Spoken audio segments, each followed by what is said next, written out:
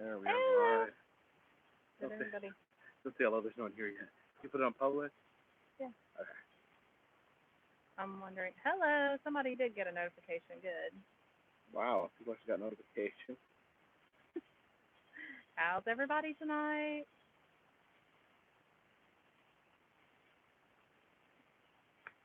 How's everybody doing? Hi, that guy. Got 6 people. A new record. 20 people. Oh, yeah. What's up? Hello, everybody. Hi, Scott, Liam, Alexa the Gamer Girl, Aunt Wells, Preston, Caesar, Aaron, Wonders, Rosemary, Day to Day with Jay, Christopher. Nobody behind us. That's just a tiki torch. Hi, Big Red Tower. No, that's the dumbest live stream joke ever. People are always like, "Who's that standing behind you?" Like, yeah. I've seen it happen. Haha, it was funny the first 8 million times. First time I heard it, I laughed so hard I fell off my dinosaur. Did I say I was taking the night off? Did you? I don't know. Anyway, I'm here tonight, and so is Hey, back Vincent. from the unknown. Awesome human head. Right, awesome human head. You haven't been out of the bunker in a while? Mm-mm. It's not that clean down there, The guys. sound is different. Uh-oh. Is it bad? Bad different? Sometimes the Bluetooth interferes with the sound. Does it? Yeah. Are we... No, I don't think it does, though. For my car, it does. Really? Okay. So tell us, it seems like the phone case might be obstructing the mic. Uh-oh.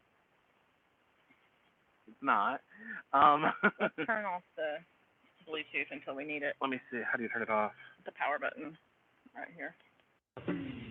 All these fancy How's that? fancy gadgets. How does it sound now? Been to the Rock and Roll Hall of Fame. Hey, Gail. I can't believe you're awake. Yes, I can. I ate some Cadbury chocolate this morning. Thank you very much. Was it from Gail's box? Yeah, it was for Jake, but... We're still eating out of Too Gail's bad. box. Said it's much better. It sounds like we're in a jungle, because we are. We're in It's a very spooky jungle. our yard, and that's all Katie did. Oh, catch a kitty! Oh, you are too nice to us. Hello, Truth Seeker. Hey, Becca. Are you still coming to see us in October, Becca? Maybe? Thanks, Gail. Who's coming to see us? I had a chocolate need this morning. Thanks, Brian, for subscribing. Next meetup is August 5th in Pigeon Forge. Oh, and there's another meetup. Let me get this. This is a wrestling meetup, y'all. Don't delegitimize this meetup. No, it's an honest to gosh meetup. It's at a wrestling event. Scott, were you saying that because you're unhappy to see me or you're surprised to see me? I don't know how to take it. Haven't seen the Jurassic World one. He doesn't want to see it. Friday, August 24th, 6:30 in Seymour, Indiana, the hometown of John Cougar Mellencamp. Come see me. There'll be a meet and greet with me at 6:30. The wrestling event begins at 7:30. If you come, though, for the wrestling event, I promise you'll love it. Alexa, not everybody comes to these live chats, basically because this is kind of Mrs. Bagger's hour, I guess you could say. So there'll be less people here than there usually are for Jacob. That's not necessarily true. It is. You get about the same. I'd say for live streams you get about the same. Yeah. But he's here, so don't worry. He's here. So who's all coming? Yeah, so if you'd like to meet with me August 5th or August 24th, take your pick. If you want to meet me in Pigeon Forge, Tennessee on the 5th or Seymour, Indiana on the 24th, I promise you it will be fun. Yeah, maybe I'll go to the one August 5th. You gonna come? Maybe. Maybe. Write it down. You heard it right here, guaranteed. Carpet Wifer will be there. I will definitely bring my belt to wrestling. Yes, he will, Mark. And see, Christy told me that it was, Oh, catch a kitty. what did you say about the rapping?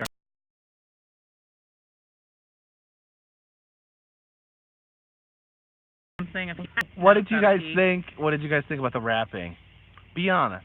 You won't hurt my feelings. Don't be honest.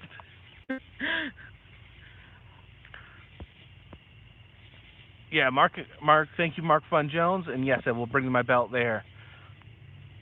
You're probably not. Thanks. You're probably not too far from Indiana. Come to the meetup. Third Man Records is awesome. Truth Seeker says, "I was surprised how good it actually was." He knew the words, right? No, I didn't use the words. I used the karaoke. Oh, he used the karaoke. I'm surprised. He usually knows the words like everything. Not anymore. Maybe one. Really long called. Which one? I always think of that one little granny doing it in that movie. You know what I'm talking about? I knew. I think at one point I knew all the lyrics to "Jump Around" by House of Pain. Yeah.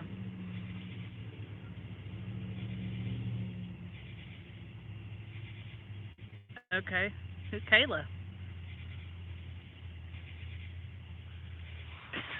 Susie P said we should do a karaoke stream again. Yeah, you know, me and Anna did a karaoke stream, a Super Chat karaoke, where we allowed people to donate on Super Chat with the name of a song, and we would sing at least part of it. I mean, I'll do it, but I'll be like those drunken beeps on SNL because I always forget the words. I'll be like, know the first three words, and then that's be what like, we do. and I don't know how to like. You sound like you're just saying, yeah. It is hard. Karaoke is hard. It's hard. For some reason. I really wanted to do that Queen song. I wanted to do Bohemian Rhapsody on my birthday that year. And but you never got the guts. I didn't get the guts, guys. Does anybody else, like, I mean, I'm just not the kind of person that... Does anyone do karaoke? But I want to. I remember a guy got up, and he looked like a normal dude, like backwards baseball cap, looked like a frat boy or something. He got up and he sang "I'll Make a Man Out of You" from Mulan. Love it.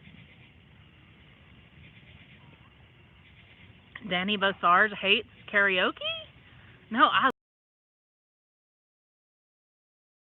the more people get, the better I like it. Karaoke's one of the funnest karaoke bars is Cat's Meow in Bourbon Street in New Orleans. Gail, it may not be the easiest song to sing, but it is my favorite song in the world ever. Bohemian Rhapsody. Yeah, like that's probably not a good starter song for karaoke because it's like 10 minutes long. It has operatic sections. I can't even I don't know. I can't be sad when that song is on. If the song comes on, I'm just singing and having a really good time. Yes, because it's about murdering somebody and ruining your life. There's a movie about Freddie Mercury coming out. It's called Bohemian Rhapsody. It's propaganda. Well, can I tell you? No, you don't want to know the truth? No. I won't know what. Can I just tell you kind of the production side of it? Okay. Do you know who was originally supposed to play Freddie Mercury? Who? Sacha Baron Cohen. I don't know about that, y'all. But he quit. Fandango, yeah. But he quit because he felt that the movie wasn't. He felt the movie should be focused on Freddie Mercury, and the band is apparently behind the movie, the remaining live members, and they wanted to make it more about the band. And apparently, in the movie, Freddie Mercury dies in the middle. That's kind of what happened, right, guys?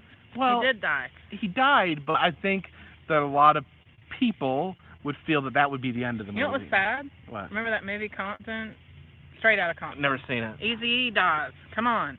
Can't they just change the Spoiler alert! Spoiler alert, I haven't seen it yet. You didn't know Eazy-E was dead? I think you did. I know, Freddie was gay, and he did die from HIV. But he never came out of the closet, did he, right? I don't think he ever came out of the closet. Well, the movie trailer heavily hints at it because there's some scenes. Yay, Becca's looking at Airbnb, yay! Where at? here. Then come see us. I get bored. Watch Jacob not even be here. I should probably tell you the weekends he'll be here in October. Yeah, you better.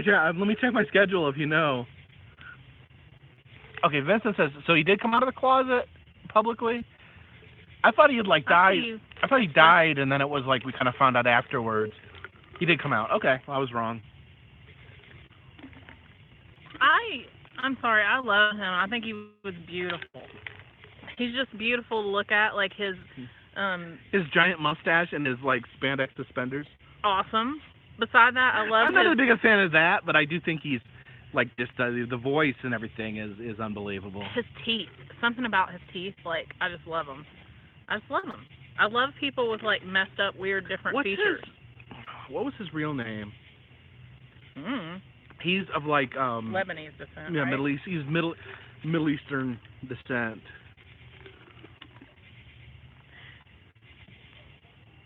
We can still hang out with him. Jason can use his martial arts skills and chop things. Oh! Oh, this might be the best live stream ever. We want to see Jason do some of that. That'd be fun. Okay, yeah. We learned something. When we met up with Becca for dinner, we learned that her husband Jason is, what was it? What martial art? Zanzibar? What? Oh, I didn't know that, Becca. What martial art does Jason know? Taekwondo. And he can break things with his karate. It was really cool. We were very impressed. Maybe we should do a total we'll just make him break stuff for 2 hours. Is everybody thinking that it's a grainy image? Christopher, it is the best house. It is the best ever, and sometimes I do listen to it on the way to work when I'm not listening to Burning Down the House, because that is a really great song before work. Is that Talking Heads? Yes, I love Talking Heads. I love Talking Heads too, but that's not my favorite. I like Psycho Killer. I like that one. It is really pixelated. Dang it. What do we do? I think because my internet's on, I bet you. Oh, yeah. Okay, hold on a second. Let's flick off the internet. This is your phone. I'll let you do it. Okay, what do we do? Just close out the app for a second. Okay, guys. We may have to come back. No, don't do that. That'll end the stream. Just minimize it. Is it any better? Is that better? I like And She Was, too. What's the other song? You may find yourself in a shotgun shell. Oh, yeah. You may find yourself. See, that's how I forget the words. But, like, when I'm singing it and it's on the radio, I know every word right before it comes on, but forget it if I'm just trying to remember it. You know what the most annoying radio habit is? My friend Toby. He would be flipping through the radio stations. He'd flip to a song. He'd start singing along with the song. While he was singing along, he would flip the song, and he'd flip the station to another song and keep singing the last song over top the new song. He was a DJ. That's what DJs do. I don't think that's what he was going for. No, we have lots of bug spray on, y'all. Thanks. Hopefully later when people go to watch this video, they won't be like, skip. Skip what? Watching it, because it's all grainy for the first half. They probably will. They'll be like, I hate this lady. Lost us again. Anyway, the wind blows. Nothing matters to me.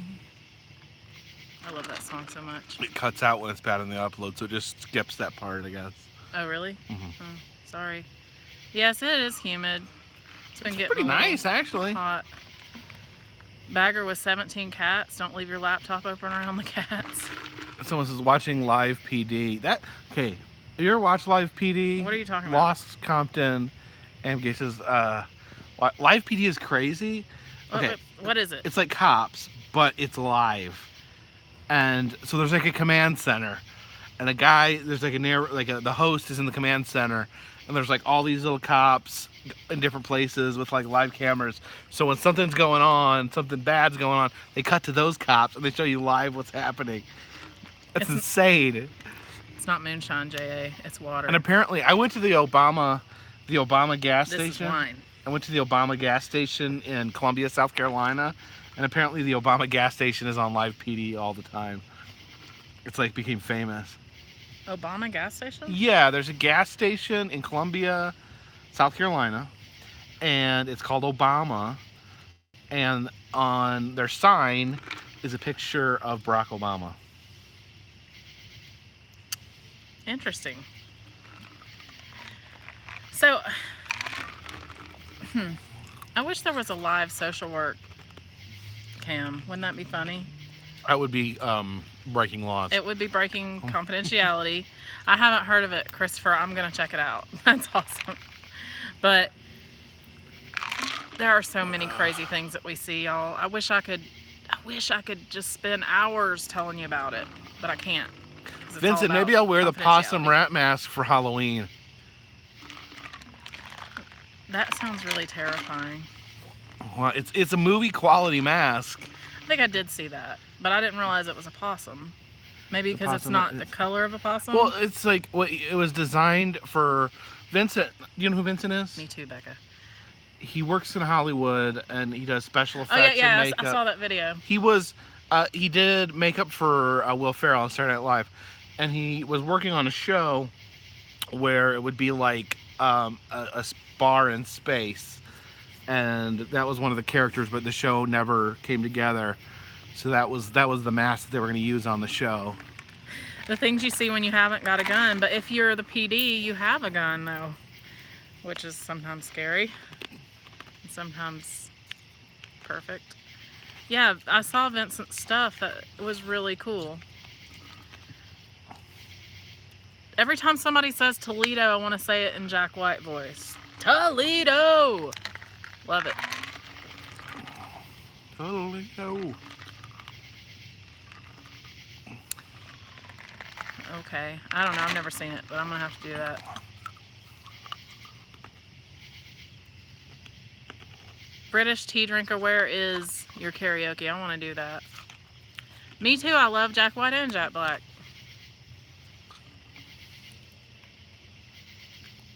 Gail's in here. Someone's asking about Gail. You're drinking chai?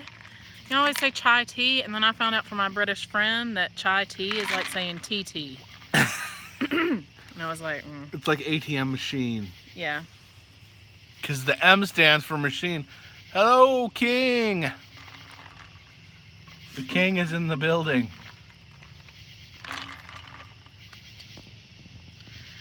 Okay, yes, this is supposed to be like a Star Wars series. Director was founder from Animal House, who directed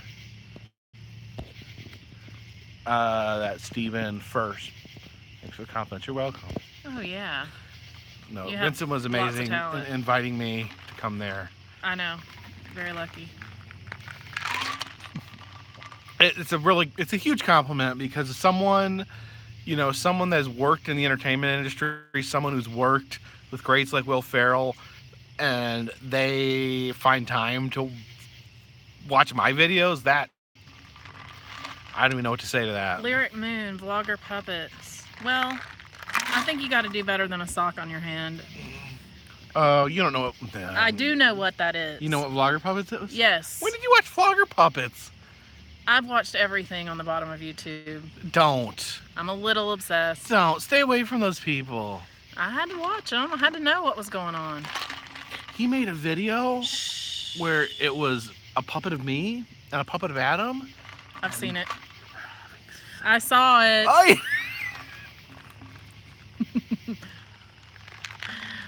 Oh, well, vlog. I thought you meant like puppet in vlogs instead of vlogger puppets, like the name. Sorry about that. Right, yeah. You just gave Vlogger Puppets more publicity than he's ever had in his life. Vlogger puppets, go check it out. No, don't. Okay, don't. I don't care. I don't care if he has 100,000 views or none. That's not my problem. Ontario strawberries are delicious. Strawberries? Wow, that was like in May here. It's like full-on tomato season now. I have seen some stuff, Savage. I have.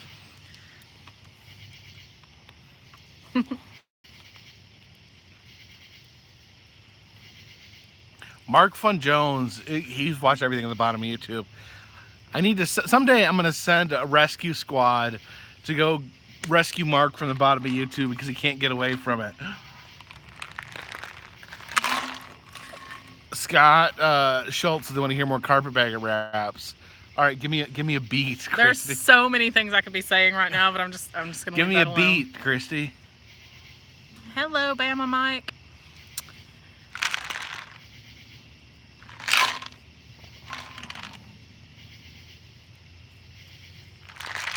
You know who I do like at the bottom of YouTube, though? I don't even want to know. Demonic Abyss. Oh, he doesn't count. He's a nice kid. He's such a sweet kid. He makes me want to bake cookies and send them. He doesn't count. He doesn't count in a bad way. He doesn't count because he's not awful enough. He's not awful at all. Kind of like, I like his journalism style. He No, kind of sounds like a journalist. He's a good kid, and he's got a great voice.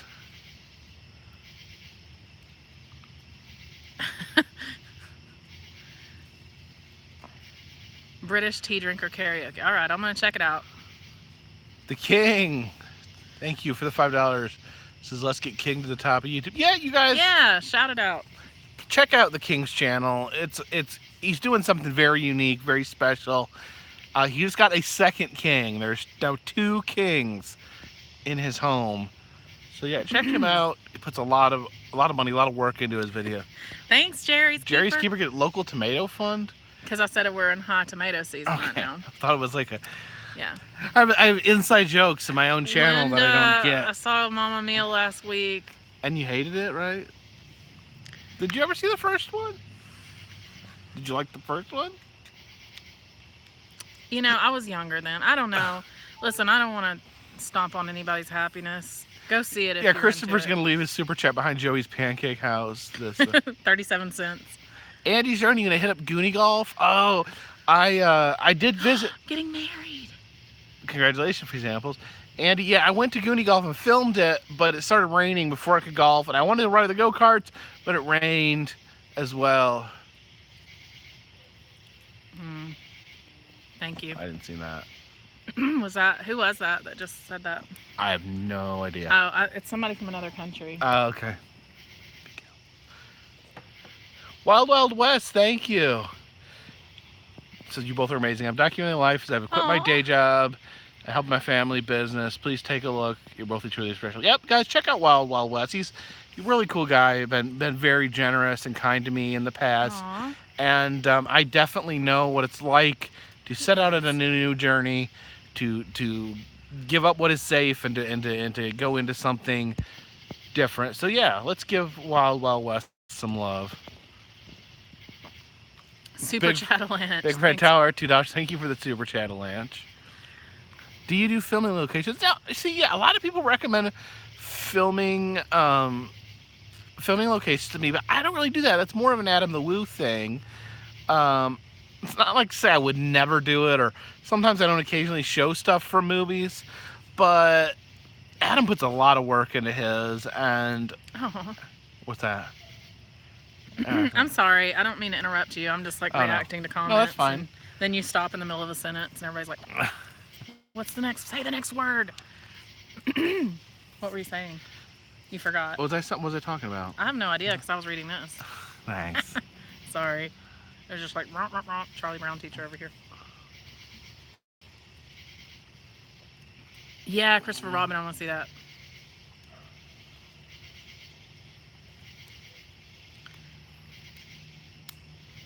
Oh, thanks, Becca. We're looking forward to seeing you. Oh, it's about movie locations. That's right. Yeah, I mean, I'm just not a movie buff like Adam. Adam and Jordan, know a lot about movies, and I was like Christy. I had Vincent. Vincent was perplexed by me. He didn't get me because like there'd be like weird B movies that he worked on. I'd be like, oh yeah, I saw that, and then I'm like, oh, Lethal Weapon? Never heard of it. Really? You never saw Lethal Weapon? I've never seen Lethal Weapon. I've never seen Die Hard. Hey, Lyric. It's, I don't care how you spell it to tell you the truth, but it's Kristie. FYI. My favorite 80s movie? E.T. E.T. One of my favorite 80s movie. I love the Short Circuit movies and Gremlins. I love Harry Potter, but that's not in the 80s. Scariest place Mrs. Bagger has been. Yeah, it's the scariest place you've been. That would be 2 places that I've been when I was young, both times. One place was an old abandoned house that me and my friends used to go to and hang out with, and we would like have a big fire and stuff, a bonfire. And the house was half burnt down. It was just kind of a shell of a house, and we were forever finding weird pictures in there and just all kinds of strange stuff. And I just remember that it was terrifying every time we were there. If I had to go to the bathroom, walk away from the crowd or whatever, I was always scared. It was out in the middle of the woods. And then another time I went on to the Blue Ridge Parkway, and it was completely dark. Of course, there's no lights there, and it was the middle of the night. I was with some friends, and they walked off, and I've never been so afraid in my life. I was there for about 2 hours in a parking lot with nobody else in the dark, and no keys and no phone. Now, I held this comment here because I wanted to remark on it. Walking USA Tour says Mac and Me as an 80s movie, and I want to say, like, Mac and Me has this reputation as being one of the worst movies of all time. And I went and saw Mac and Me in the theater. I was pretty young. Me and my friend Christopher went and saw it. And I came out of that movie and I was like, Mac and Me was the best movie I ever seen. You ever seen Mac and Me? What you talking about, Willis? Have you seen it? No, I don't know what you're talking Mac about. and Me. It's regarded as a ripoff of E.T. This little alien gets lost and his parents are looking for him. And they like only eat McDonald's and they only drink Coke. That kind of reminds me of WALL-E. WALL-E. Do you remember all It's nothing like WALL-E. Was WALL-E? Sorry. Was WALL-E the one where everybody in America is overweight and riding those little jazzies? Yeah, that was WALL-E. I like WALL-E. Me in the future. Melissa Wynn said, I love the Jaws movies too. Well, I love the first Jaws movie at least. UHF. Oh my God. I haven't heard that in forever. That's the Weird Al movie. Yeah. My friend Jenny loves that movie. She was obsessed with Weird Al. Adam the Woo loves that movie too. Yeah, Disassemble? That? WALL-E is the spiritual successor of Johnny Five. Yeah, WALL-E looks like a shrunk down Johnny Five. He had to be inspired by him, but Disney owns everything. Disney just like avoids like copyright laws because they own everything, so they can't. It's not like they're gonna sue themselves. Lost Boys. Yeah, that's one of my favorites too. The only thing I remember about Lost Boys is like, you do know you're eating maggots, right?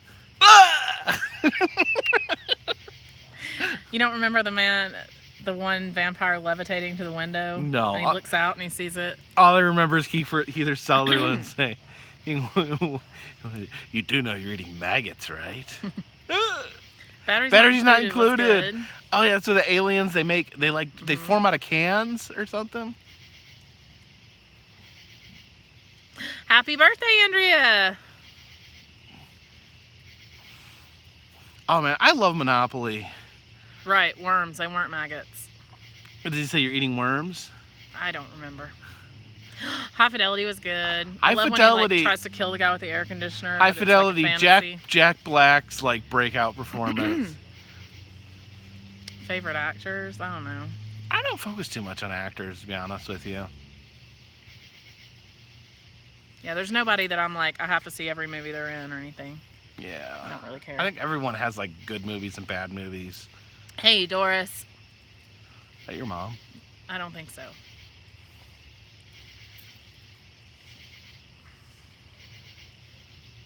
Happy birthday, Linda.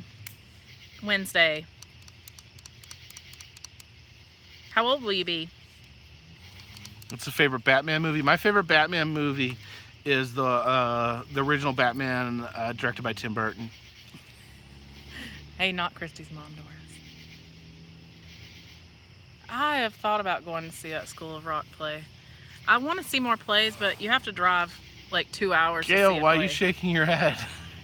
Sorry, Gail. Why is she shaking her head? I think you know why. Oh, okay.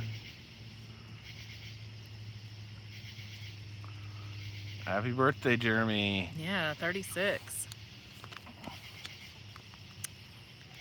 Cheers, Chris Creekmore.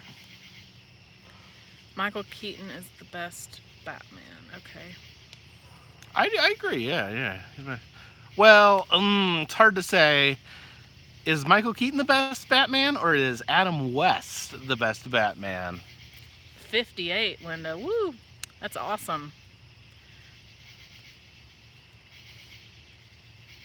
Big birthday. Yay, Andrea's 41. That's awesome. I'm getting a lot of love for Adam West. Who's that? You don't know who Adam West is? No. He played Batman in the show, the live-action Batman show. Oh, Gail. Oh. Gail, I actually really did like Batman Forever because I adored Jim Carrey as the Riddler. What? Okay. I love the part where they come in at the end and he's sitting in this big throne wearing like this spandex outfit covered in green question marks. And he's got this red hair like up like this. It's so awesome. What? I'm trying to think of that guy who plays Darth Vader, Adam what? Adam Driver? Driver. Well, he's yeah. not. First of all, he doesn't play Darth Vader. He plays Kylo Ren, which is Darth Vader's grandson. Okay, well anyway, I heart that guy. He's my favorite. You just think he is sexy. Okay, he's interesting looking. Again, I like weird teeth and stuff. He's got a kind of a big nose and a weak See your chin. teeth? See? I like that. Okay. Sometimes people comment on my videos and they say I look like a jack-o'-lantern. You know what I think of those people? What? I think they're a-holes. Oh, hey, Peddling Prince. What? You didn't get the alert? Gosh. I'm going to just start texting you when it comes on. But I'll need your number. No, I think Jim Carrey is a really good actor, but he is a weird man.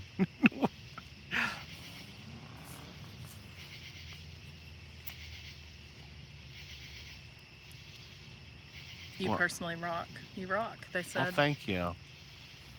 We do have a campfire today. Did you guys see it? We're gonna It's actually. look. Can you See it? That's actually I think this is the best campfire we've ever got rolling here. And I was gonna do topic of dreams today and call-ins for dreams. Sorry, Linda.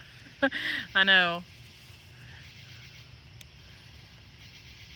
I try to keep it PG, but Did you swear? I said a-hole. No. You can't go that far. You gotta say b-hole. I'm sorry. Listen, I'm not him. I try to make it nice, but I have a potty mouth. You didn't tell me this before we got married. I know. Well, after someone asked about my Savari hat. Yeah, David Garrison smashed it with a baseball bat. He threw it into the audience, and it hit some lady in the face. And then I didn't see it after that.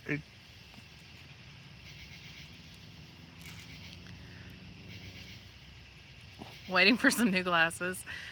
Yeah. Southern Oregon coast. Wow.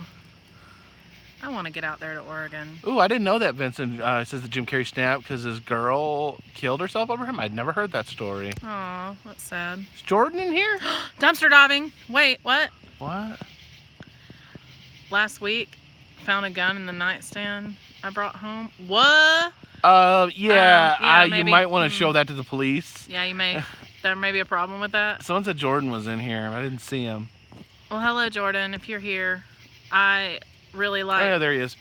your video about oh my gosh, now the name is totally leaving me.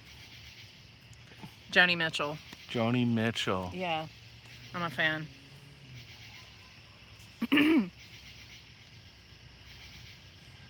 We aren't drinking cheer wine tonight. No, I'm not drinking cheer wine. Jacob only drinks cheer wine. He doesn't do this kind of brute behavior that I have. Sorry. Okay, so they did call the sheriff's deputy about the gun. Good job, because you don't want to have a murder weapon in your house. This is, you want to hear a story? I probably told you this. Okay, we were walking along Lake Michigan at my uncle's house, and me, my dad, some other family members, and there was something. What? Andy's Journey. Thank you. Check out Terminus Water Park near Carterville, Georgia. See me on water skis. I don't know. I don't know, guys. But Maybe anyways, a water tube. Anyways, so there's like something washing up on the beach. We go up and pick it up, and it is a baseball bat, but there's hundreds of nails pounded into the baseball bat, and then someone took the trouble to cut the tops off of every nail. I may or may not have known somebody that had exactly the same thing in their house. You knew someone who had what? So it was in Lake Michigan. His initials were. So. Does that make sense? Yeah, but like the thought of like that I don't know. We carried it around and played with it, and then just like threw it back in the lake. I'm like, and I think back to that, and I'm like, God, that was probably used to freaking murder somebody. And you shouldn't have been playing with it. I was like... Where were your parents? I was like a middle schooler. I was with my dad. Who was probably... Gluck, gluck, gluck, gluck, gluck, gluck. Stop! You embarrass Paul on here. He's always here. Oh, thank you, Linda. Creepy kids with a murder bat, yeah. Oh, that stinks. No campfires because of that. But I understand. You've got to keep safe. Oh, too many fires. There's bad fires again in California. I hate it. Listen, we're lucky to even get a fire started here because everything's like soup. They had bad fires just a few years ago. Amped Whales. Oh yeah. Abyss had Janice the nail bat, but that was it wasn't a bat. It was a board.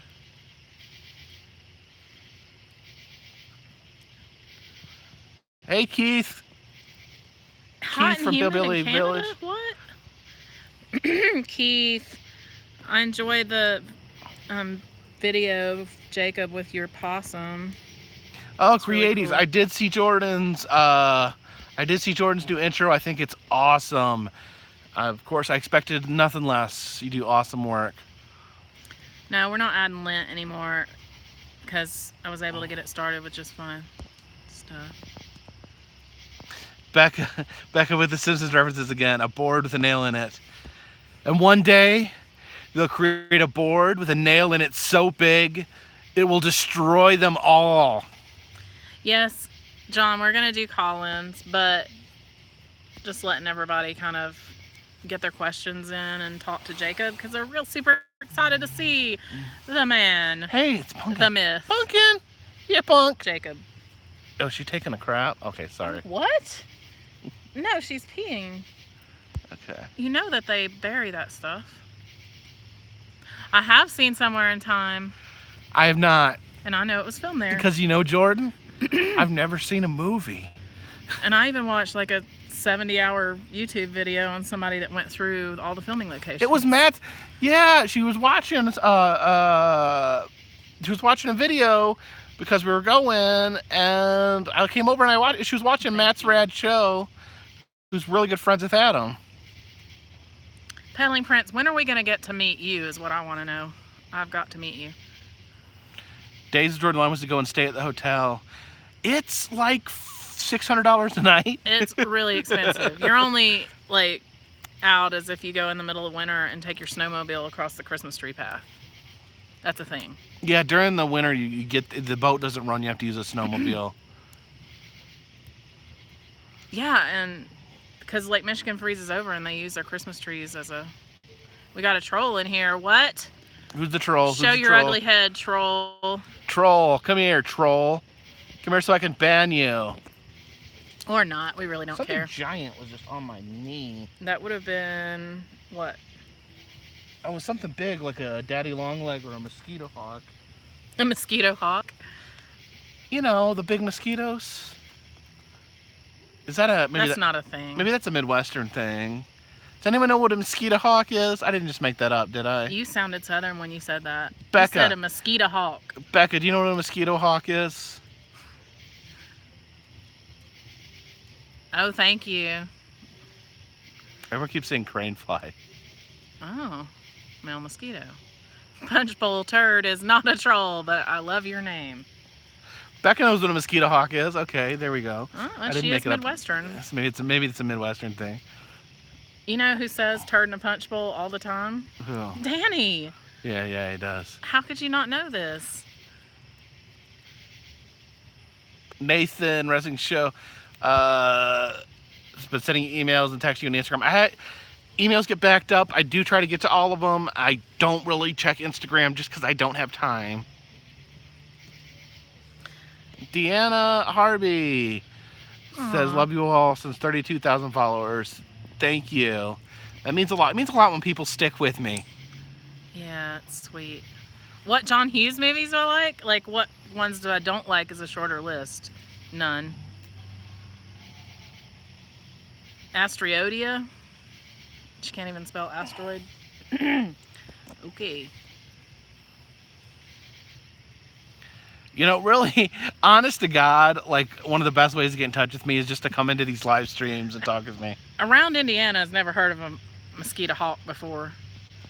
Eh. I bet they're not from whatever. Yeah, is it, but here, Northwest Indiana? Creatives from Texas says, they look like those big non-biting bugs that look like mosquitoes. Supposedly they eat regular mosquitoes. I think in reality, I don't think they really eat mosquitoes. I think they're male mosquitoes. They're larger, but they don't bite. The moon is not out here. Listen, I went out last night trying to find this blood moon and also Mars. I saw the blood moon, and I didn't realize that it was a blood moon. I waited 3 hours. It was like orange and huge. Well, I might have been watching something called The Sinner on Netflix. You guys got to check that out. I did. Loved it. Mayflies, maybe. How do you know? M. Scandals says, how do you know bears not looking behind you? Well, We don't. We one just thing though, wing it. a lot of times you can smell bears before That's they come. true. They do kind of smell like poo. Kind of Almost like a propane tank. skunky Or, yeah, smell. not a good smell. We smelled a bit. When I went and saw that abandoned airplane, Josh Harris, we started smelling a bear. He's like, dude, there's a bear around here. We went around like the corner, like the trail. Yes, and there was this pedaling massive berry patch. I'm like, we are going to get eaten by a bear. And we never saw one. Daddy long legs. Don't Someone said we pull need to out do their the haunted legs. corn maze. Haunted corn maze has almost become a Carpetbagger tradition. I'm sure we will get back there. We will go. You know what? I always just sit around the fire waiting for everybody to come out. She doesn't like to be jump scared. You don't like to be jump scared, or? No, I don't care about being jump scared. I'm absolutely not afraid. Bama Mike, thank you. I appreciate it. Met up with Bama Mike at the Hillsbark Dam. Good dude. Check out his channel, guys. Nice guy. Oh yeah. Keith Holt from Hillbilly Gardens showed me they have the LBL Beast, the Lake Between the Lakes Beast. Are you ever going to take me to Hillbilly Gardens so I can meet Keith? Yeah. Where in Kentucky is this? It's near Paducah. It's called Calvert City. It's how far are you, Keith? How far are you from Nashville? How far is Paducah from Nashville? Because usually you go through Nashville to get there from here. Yeah, the mosquito hawk. You don't have mosquitoes in England? Really? Linda, you can see my decorations in the mechanical, what was that museum? No, it was a store. The science surplus. Science surplus store. They're just like Christmas things I liked. And when it gets Christmas time, y'all, I will bring, He-Man Masters of the Universe. Love him. I used to watch that every day after school from 4 to 4:30. Now, I know there's no snakes in Ireland. Is there any snakes in England? Days Jordan, thank you. And he says, I'm really glad you made the video about leaving your job. You look one back that day as Independence Day. I already look back at that as Independence Day. Yeah, I'm really jealous. It makes me sick. He has a great day. Lori Cooksey says, my 6-year-old and I went to Yay, Hillbilly John. Gardens after watching your video. And I love when people go check out new places that they find in my videos. That really makes me feel great because I love helping out people like Keith who Hey, have Shadow Wolf, I see amazing you. attractions. Oh, thanks, Linda. Yeah, at Christmas Yeah, time. let's mail nuts. Gail. Let's mail Gail a big box of mosquitoes. Let's not. We don't need to be responsible for that. Getting over to England. What if like Let's mail her some kudzu. Oh no, yeah, kudzu and mosquitoes, a care probably get- package. Gail, we do have to send a box of like American stuff. I'm just trying to think about. What would be American stuff be? Thank you, Christopher. I would want. I don't really not sure what American stuff they can get, what they can't. Well, we'll just consult with Chris. Mark Fun Jones. That's a good idea. Mark Fun Jones. Tip for Jordan's comment. Well, thank you. My best friend's married to a British guy, so we'll just ask him. That's the first time I ever learned that garage means garage. And advertisements means advertisements. And aluminum was aluminum foil. And cling film was saran wrap. And petrol meant gas. What is it? The car, the boot, and the bonnet. Yeah, I don't know. Moon pies. Listen, Grandpa eats moon pies like they're going out of style, so it's literally like something I have to put on my grocery list every week. Like, did I get the moon pies? No? Then you have to go back to the store. Will the Rocker, that Forrest Gump Forever Jenny clip, that is a fake. There was a fake, like preview. Hood and bonnet is trunk and... Hood and bonnet? Trunk and hood boot. is bonnet, trunk is boot. Makes sense. Favorite flavor of moon pies? I just like the chocolate ones. I don't like moon pies. I'm a weirdo. Listen, I like the nostalgia of it, but I don't really like them. Oh, I don't know if you heard this news, but you're gonna be upset. They stopped making a certain type of candy that's been around a long time. They stopped. Say the candy. They stopped making Nico wafers. That does make me upset. Do you guys like Nico wafers? You know what? I like the clove flavored Nico wafers. What? Because I'm probably Clove. 105 inside. I couldn't believe that when I heard it. Well, I don't really like. I don't want any marshmallows right now. A Nico wafer is like, I don't know. How do you say that? Grady says, okay, conversation suggestion. If Jacob wasn't a YouTuber or his previous social work job, what would we all guess he would be? I have no clue myself. Okay, things Jacob is good at. Let me think. I do everything I'm good at, and everything I'm bad at I don't do, so that's about it. I think he'd be like a fact finder or something. What's a fact finder? I don't know. I'm just making that up. Professional wrestler. That is my dream. Like, no, actually not my dream. Because, like, I never wanted to be, like, when I watch wrestling, I never wanted to be, like, the Ultimate Warrior. I never wanted to be Hulk Hogan.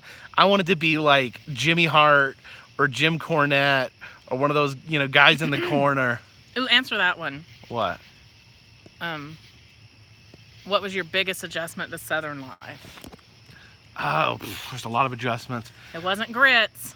One of the strangest things was strangers waving at you. That's not everybody Southern. That's mostly just like small towns. So when we go to Asheville, people aren't waving at us. You go to Charleston, people aren't waving at you. What was someone on here from England asked if I had any travel tips for someone from England coming over to the United States. I said I wasn't really sure, but then Gail chimed in and said that don't be alarmed when strangers make eye contact with you and try to start up conversations. Because apparently in England, that's like, you don't do it. You don't just chat with strangers. You don't do that in New York either. True. Anywhere where you got like a city, I'm trying to think if anyone started. Will the Rocker loves grape nut cereal. Me too. In the South, yeah, you just Clove gum, yeah. any random person is just gonna come up and start talking about their grandbabies. That's true. When I go into Walmart, I'm like all about the babies. I'm gonna hold them all, talk to them all. When Anna was a smile at baby, 'em. like honest to gosh, strangers in Walmart would like pick her up out of the cart so they could hold her. They would touch her face. I'd be offended if they didn't touch my baby. I don't want people touching my baby. There and love my baby and say how great my baby is. Exactly. Me too, Daniel. I was explaining, and I was in a sociology class, and I went to school down here in the South, and I was explaining these things, like the differences that I'd experienced, and I used that as an example. And I remember one girl in the class says, like in this most distressed voice, this Southern girl says, "They don't like babies." Exactly. That's how I feel about it. Like, who doesn't like babies? I love babies. They're so cute. What were you pointing out a comment? In the South, we always pull over on the side of the road to respect a funeral. Yes. Oh, Agreed. yeah, I'd say that's where I'm from, that we do that as well. I was horrified when Alicia, like, started driving past a funeral one time, but didn't realize it was a funeral, and then started honking. Oh my god. That's one of the worst things you can do. I know, was honking at a funeral. I've heard of other stories I felt bad. Of people doing But it's kind of funny too. It's kind of funny, kind of terrible. I guess I have kind of a bad sense of humor. Okay, this is not an easy story for me to tell because I don't look good in this story. And I won't say when I was younger, I was very, very political. Now I consider myself very moderate, very open-minded to different people's ideas on both sides. But what? Why are you waving your hand? Liver mush? No. I'm telling a story here. Okay, sorry. So I was behind this guy, and he slams on his brake, and that upsets me. And then I look down, and he has a political sticker of something that I strongly disagreed with at the time. So I just started like laying on my horn and like yelling out the window. And then the guy who stopped turns into a cancer clinic. Jacob. And I felt... Jacob. Well, that's terrible. I'm telling it because that's a lesson to be learned. It's like, I was young, and I thought that I was the only one that was right when it comes to politics. And that's just a good, to me, that's an example that I remember of why you don't do that, why you don't judge people based on their political beliefs. Wait a minute. Somebody's... Brandon, what? You have to share it. Get the nerve to share it. If I can do this, if I can be here and talk to these people, because believe me, I just don't like, I'm a wallflower. Let's just put it to you that way. Other than, you know. See, it's moments like that you learn from. You learn to be a better person. You learn to be a better person by doing crappy things.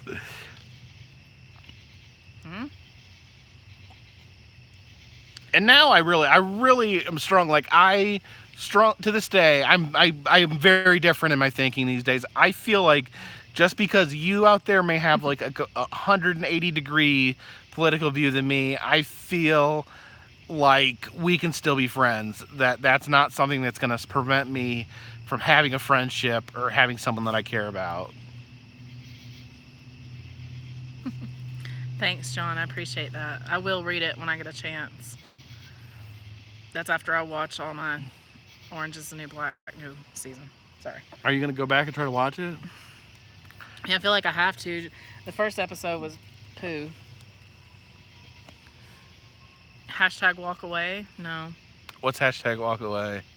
Sounds like it might be a movement to not get in fights with people about political stuff. Did y'all hear that weird, creepy music in the background? That is what we call folk moot on Main Street. Y'all gotta come and see that sometime.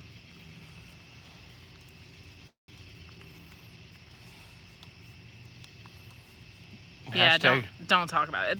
I agree. Don't talk about it. It just ruins the day.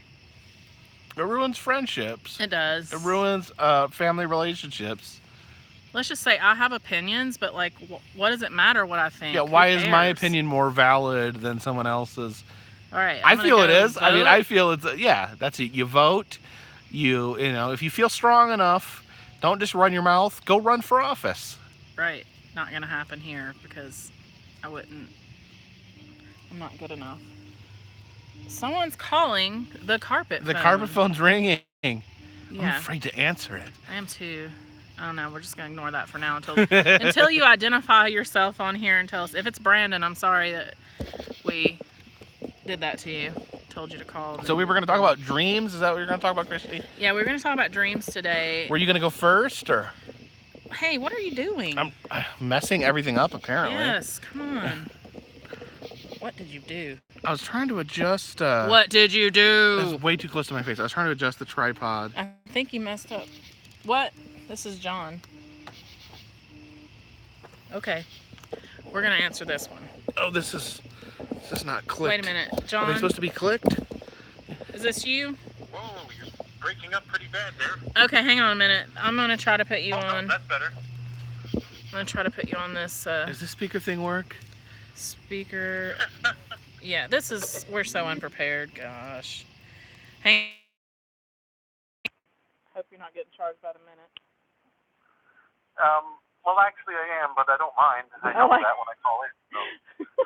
You are, but no problem. Even though it's terrible that we're wasting your money, I don't think we get charged.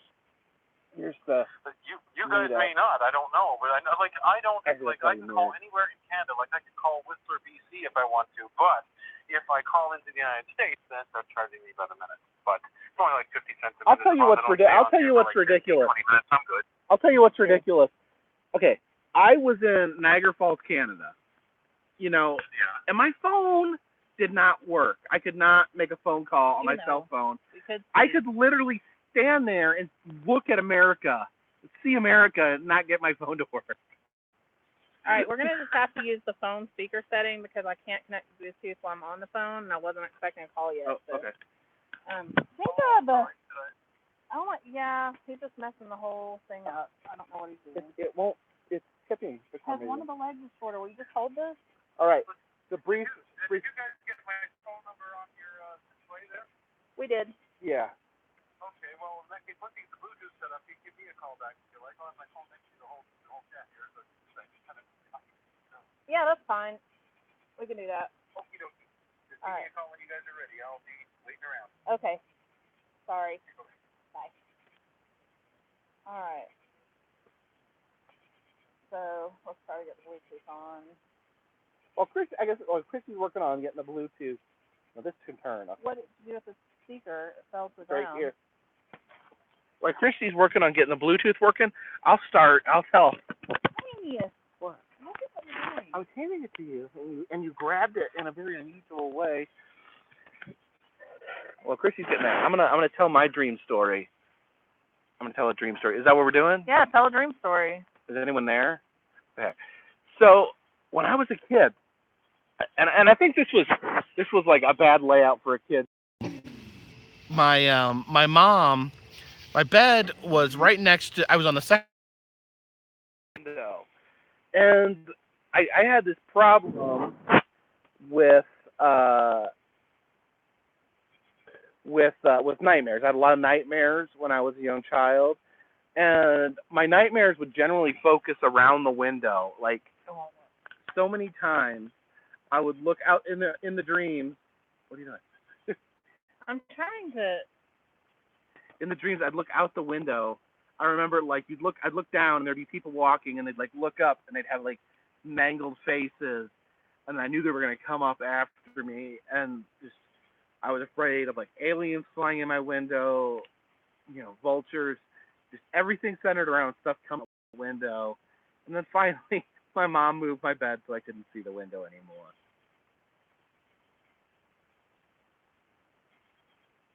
But then I just had nightmares about other stuff.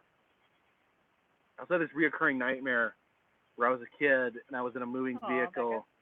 I was in the seat of a car and I couldn't control it. Listen, they cannot hear us, Jake. Why? I don't know. The sound is cutting out. It's because of the Bluetooth. We're gonna have to turn the Bluetooth off then. Hang on, guys. Sorry. Well, we took it off of Bluetooth, which Bluetooth said it wasn't working, and I guess I don't know. I don't know what the problem is. It worked before.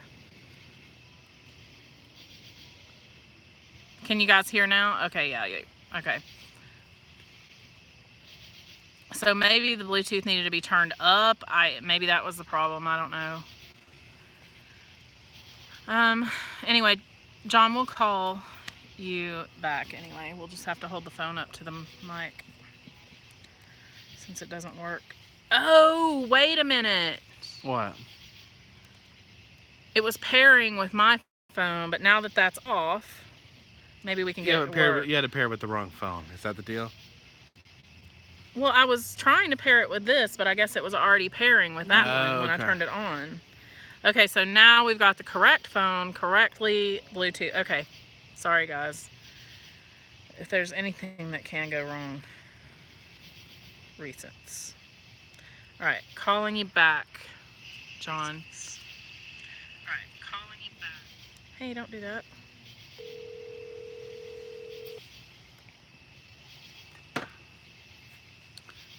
All right. Joe's taxidermy, you snuff them, we stuff them. Hello. How are you doing? I'm turning up the volume. Hopefully people can hear. Can everybody hear Peddling Prince talking? Gotta say something. I can't tell because I've shut my audio off, so I don't get the look. The mummy was creepy as creepy double hockey sticks. And there was one particular time when I actually had a dream that I was in my childhood home. I was being chased by that thing.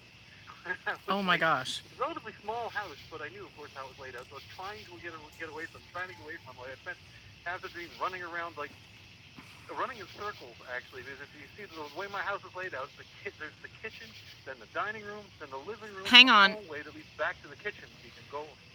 Hang on, they can't hear you. Can you talk a little bit louder? Because I've got it turned all the way up. No, I think this is as loud as I can talk without disturbing my neighbors. Oh, okay. Can they hear me okay now?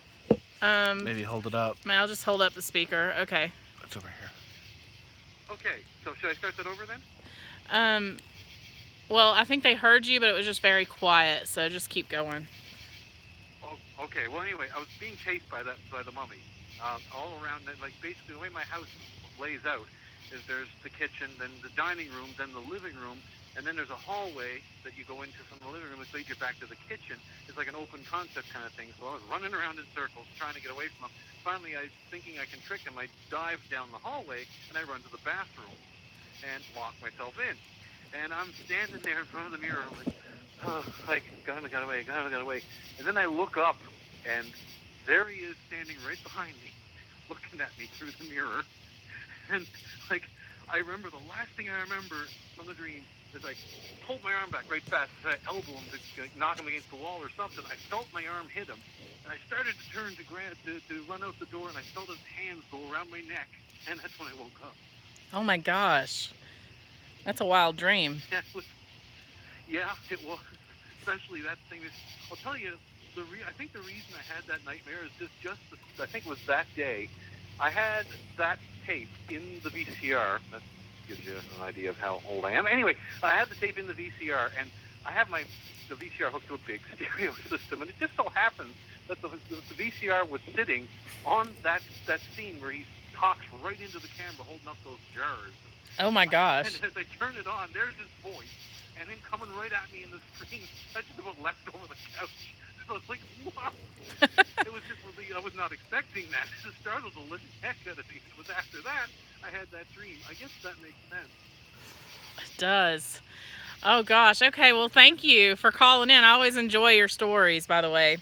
Thanks so much. Oh, that's not a problem at all. I will yield the floor to someone else to have a story now. But thank you so much for having me again.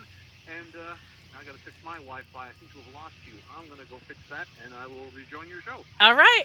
See you later. Thanks. Okay, bye-bye. Bye. Now I wanted to thank James B. He says, this is what real reality content is like. Yes, warts and all. That's right. Real. People were saying... That they couldn't hear him very well. Yeah, so Denise! I'm thinking that maybe that just using the phone is better. Denise, my producer Denise, has just donated $200. Thank you, Denise. I want you. to give a round of applause You guys are so to Denise. Thank you so much. It kills me that people like care enough to even. They're like, here's $1, and I'm floored. It blows me away. Any 1 penny, I'm like, appreciative of. See, the problem with this thing, last week this worked perfectly, didn't it, guys? See? Was it loud enough? Yeah, it was loud enough. Everybody heard it. Maybe we need to go back to just you said that the selfie stick on the phone. But I don't want to hold the phone up to the thing all the time. My arm gets tired, y'all. I see like a hook on the phone that hangs off the. This is the most jury-rigged setup ever. We're the least professional live streamers ever. You should have seen what I did last week. I couldn't get the thingamabob to work, so I just had like one of these little, what is it called?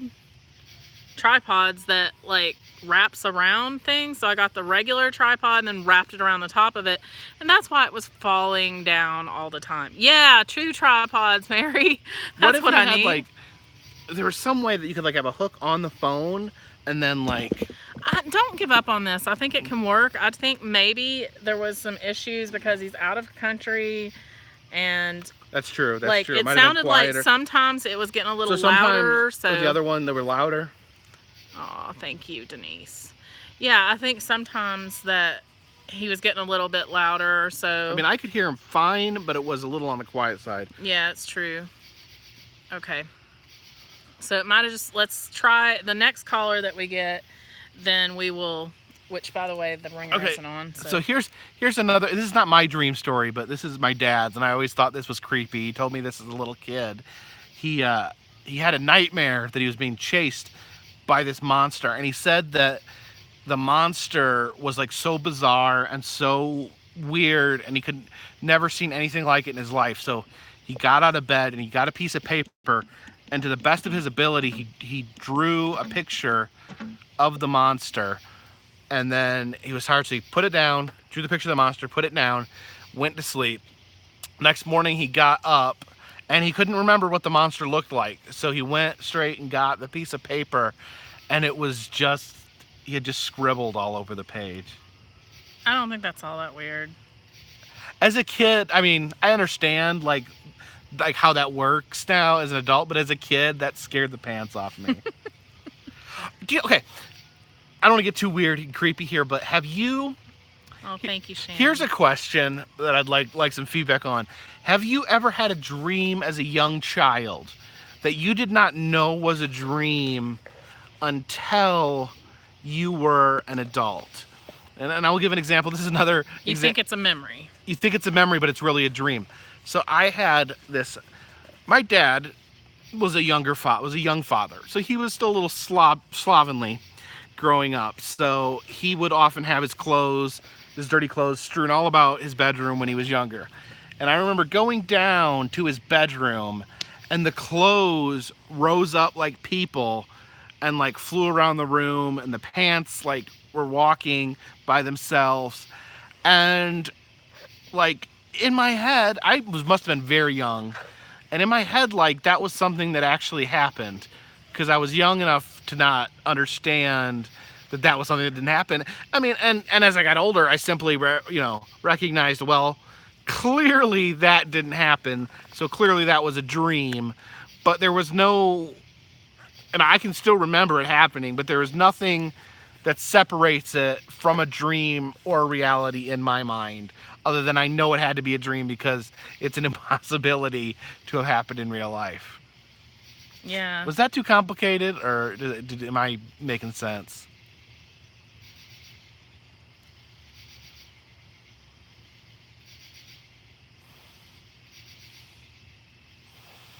I guess it works the other way too, where people think something was a dream and then it was turns out to have really happened.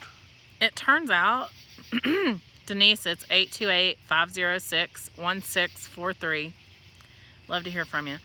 But I'm actually writing a story right now, and a lot of it is based in a sequence of dreams that a girl has. And witches. Lots of witches.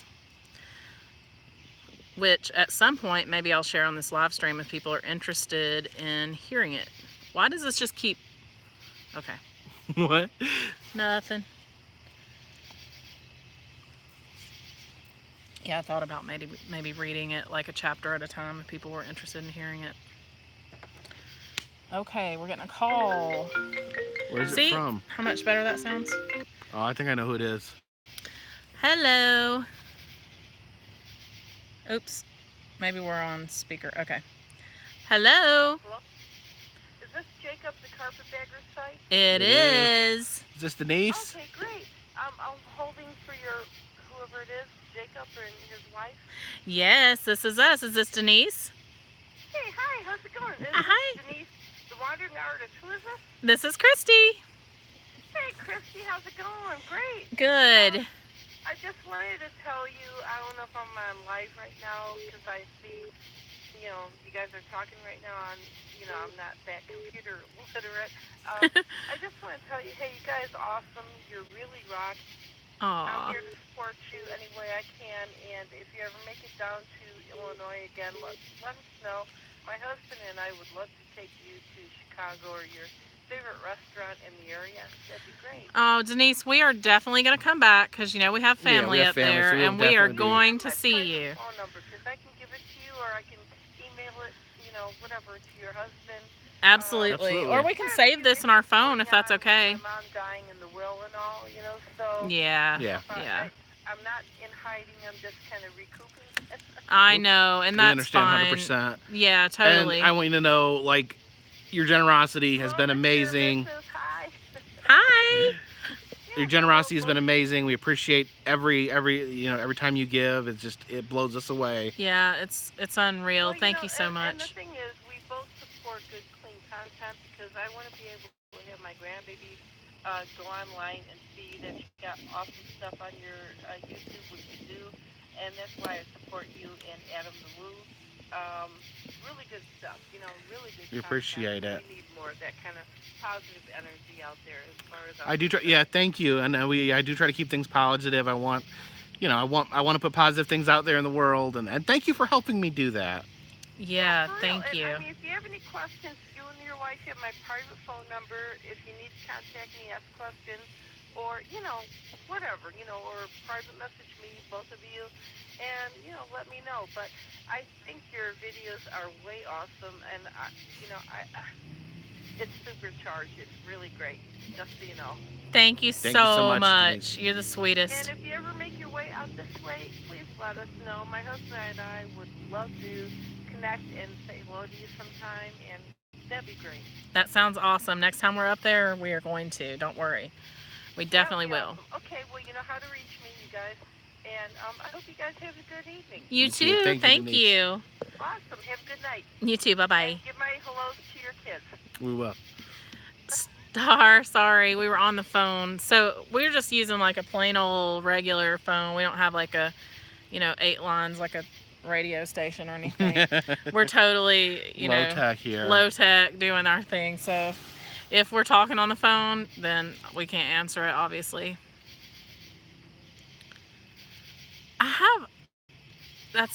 Wow, Shadow Wolf, that's crazy. I have a dream story, but it's not that family friendly. I don't know if I should say I'm it. afraid I don't know what you're talking about. Do I know what you're It's talking pretty macabre, I think. The Thing, remember that? I don't know if you remember. Oh, it's 11 o'clock at night. I mean, Okay, so should we take the call or should I tell the story? I guess we'll take the call and then I'll tell the story. Welcome to Carpetbagger's channel. Who are we speaking with? Am I doing it again? I think you have to switch. Wait. Ah! Just a minute. Somebody else is trying to call at the same time. Oh, send a voicemail. There we go. Audio. Least professional station on YouTube. Hey. Hello? Are you there? All right. Great. Sorry about that. Who do we have on the line? Who? This is Vicky, actually the one that called Brandon, or I sent in a message earlier. I asked for the telephone number. Oh, that's right. I'm using my fiance. Plus, I always do that. Thank you for calling. Yeah. I wanted to call and tell a quick story. Can everybody hear her? Can everyone hear me? I hope so. I'm not getting any responses, so I think so. Go ahead. Okay. Anyways, in 1980, or it might have been like 81. Anyways, I was about 9 years old, and my mama had been seeing a guy. I won't say his name. I've got to be very careful about that. But she'd been seeing this man for about a year, and she told me and my brother, that was 2 years older than me, that we were going to be moving to this old farmhouse way out in the country. And we didn't really like the idea of it. But once we got there, my mom was a really fun type person, and she made things fun for us. And we could. It being an old farmhouse, it just had a spooky vibe from the very first time we ever seen it. Like there was like an old cement tub-shaped looking hole in the yard, and we didn't know until later. I never knew what that was. And I used to wonder as a little girl what that was, and didn't know till later it was considered a goldfish pond, and it was something pretty common. I didn't know how old this house was, by the way. I'll get to that in a minute. And I used to wonder about that as a little girl. I knew it had 2 front doors, and the man that my mom she got engaged to him, and so her fiance, he was like 12 years older than her, and so he was right much older than her. And to me, whenever I was a little girl, I used to look at him as old. But he was a very smart man, and he had, I don't know, he could tell you the history of things and all that. But anyway, though, as a little girl, I used to wonder about everything about the house. It was a 2-story house, and the room that I had it looked like it used to be, I guess, the library of the house. Not a huge room or anything like that, but it still had old wall-to-wall books on it. And I would go, and me and my brother, we would climb up. It wasn't really high ceilings or anything, but we would like climb up to get one of the oldest books, because the higher the shelves, the older they were. And like the oldest one we found was like 1890 something like that. I mean, now that don't mean necessarily that the house was built at that time, but a lot of the books were along that time period on the top shelf, that is, and they start getting newer closer to the floor they get. The bedroom was still stacked with books. There was a lot of things that were still kind of left behind in the house. Anyway, though, my brother and I, we would always play, and we always talked about that house being scary, weird things, and up until the night that this happened, I'm about to tell you about, we had, made up ghost stories to each other. This turned out to be true. My cousin was a girl that was only a year younger than me, and she was not used to spending the night away from home much. And we really had to, I literally had to beg her to come and spend the night with me in this house one night. And she finally did. She was scared to death of the house. And plus, she was not wanting to go and spend the night away from home anyway. But, like I said, my bedroom was this room that used to be like a library, which, by the way, I need to go ahead and add too. In order to get upstairs, you had to come into my bedroom to get upstairs. The living room was right beside my bedroom. There was only one way up and down the stairs, and that was through my bedroom. And anyway, my cousin came. I hope my story's not all over the place or anything like that. I'm a little confused, yeah. What's going on in the story? I'm sorry. It's okay. Okay. I was talking about how old the house was and that my bedroom was like a library-looking room. It had lots of old books. I was letting you know that because of how old the house was and how it was just creepy. It had a real creepy vibe. I never liked the room anyway. But the stairs were in my bedroom. In other words, the room that I had was not a bedroom before we turned it into one. Yeah, like I said, it was like a little library. Yeah. That's where my bed was. That's where I slept. And in order to go upstairs, you had to come into my bedroom. And anyways, my cousin spent the night with me that night. We were in my bedroom, and right above us was my brother's bedroom, and he was always playing tricks on me. And that night, we had planned on scaring him. I thought it would be a good idea to just scare him or whatever, because he was always bothering me. Right. And we had, I heard him upstairs. I'd heard him upstairs. He was moving around, and I knew that he was probably going to be rigging up something to scare us, so I wanted to beat him to it. So we went ahead and rigged up like ourselves as a ghost. We were kids. We were young, real young, and had like the flashlight underneath the sheet, that type of thing. The sheet over us, and we were trying to make it look glowing. We stood there a really long time, and I noticed it got really quiet. It got really quiet upstairs, and not much was going on. And then suddenly we heard footsteps like run halfway down the stairs. And I didn't move. I didn't say boo or anything like that. We were just going to stand there up under the sheet together, making sure it, scary or whatever. Well, we heard him run back up the stairs. And whenever he didn't come back down again, I started calling his name. I started calling up to him. And I said, we scared you, didn't we, son? So we scared you. And he didn't say anything. He didn't say anything. By that time, my mama opened up my bedroom door, and she got on. She said, what are you girls hollering about? You know you're not supposed to be playing at this. And I said, oh, Mama, I'm sorry. We were aggravating now. We were just playing. We won't do it again. And she said, well, he's in here in the living room. She said, he's in here in the living room with us. That scared us so bad because whatever had ran halfway down the steps, those stairs, and looked in at us and paused for a moment and then ran straight back upstairs. It was not my brother. That's the only thing that's ever happened to me in my life like that. But I will never forget it. My cousin immediately, she started crying and wanted to go home.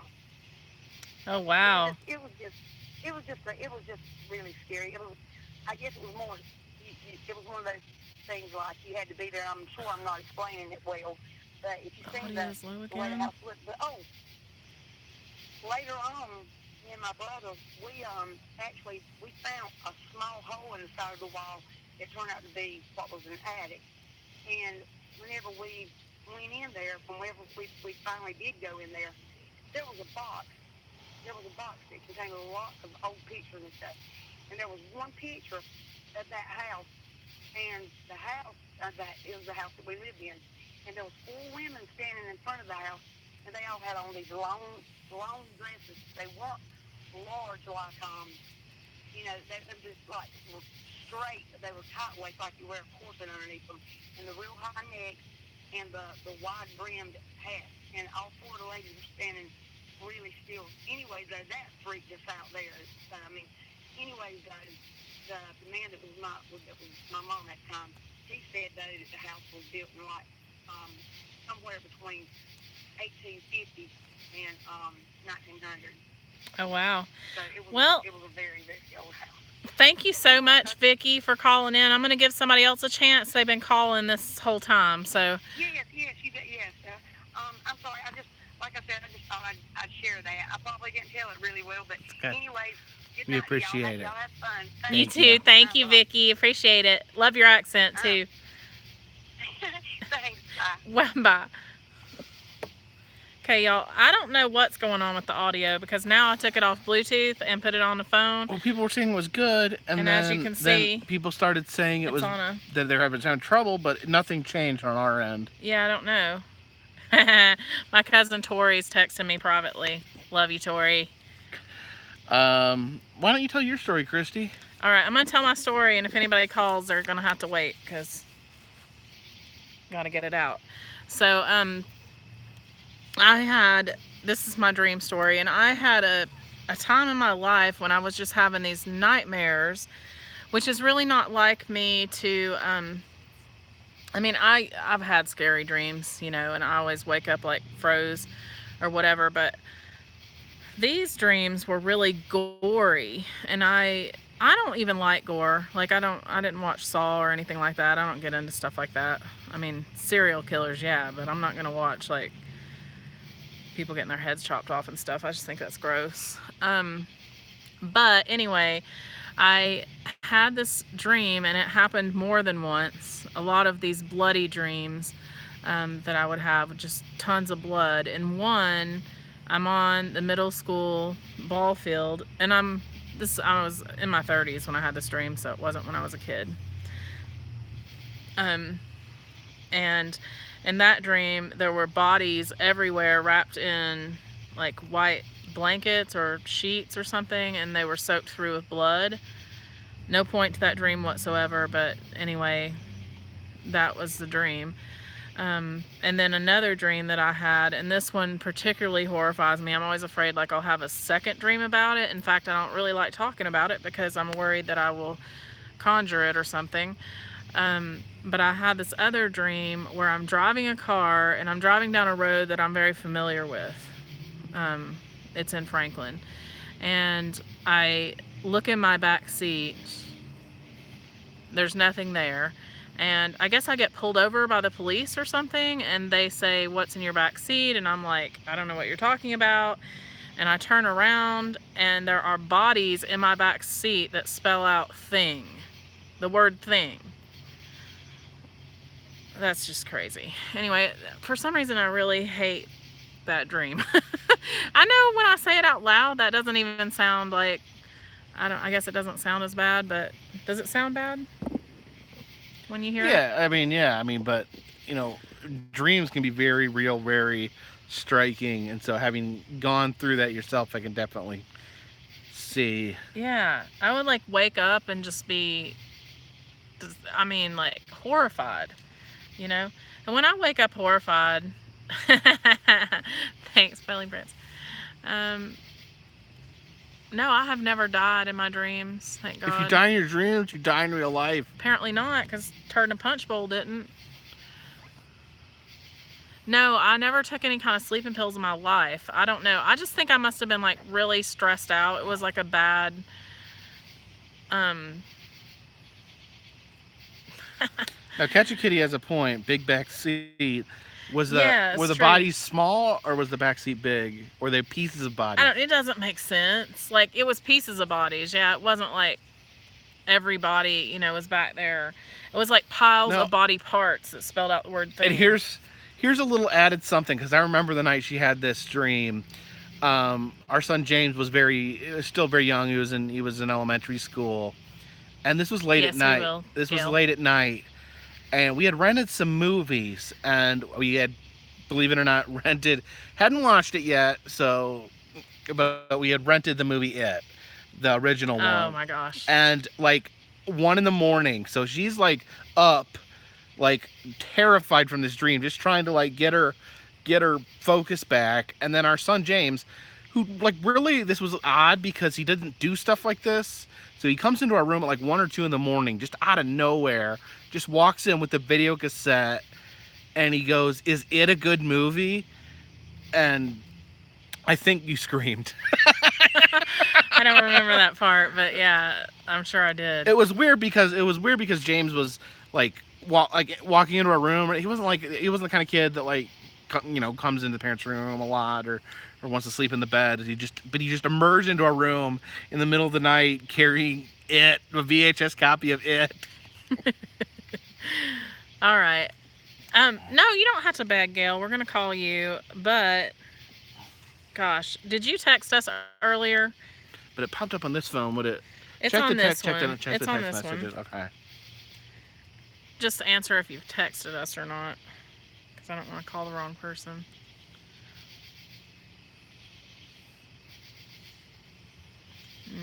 I'll just send you one.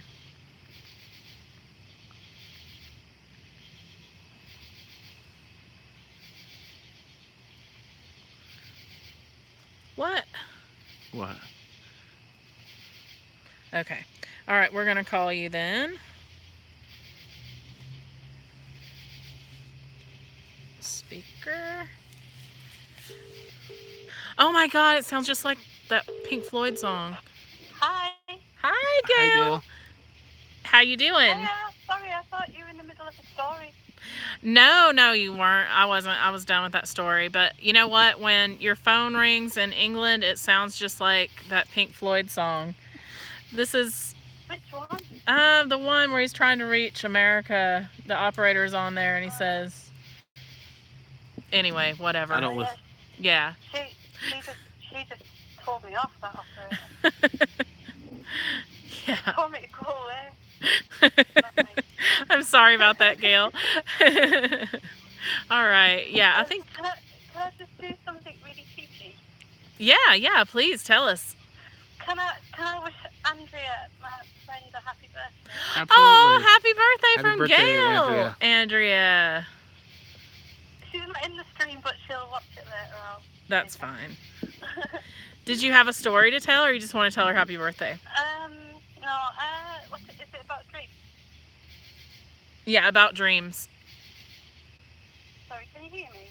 Yeah, barely. I think that people are having a hard time. Can you guys hear her? This is so weird. I'm quite far away as well. That's true, but the last person wasn't. So weird. Yeah. Okay, yeah, I think everybody can hear. Can everyone hear Gail? Coming to you live from Newcastle upon Tyne. I've got to do a thing as well.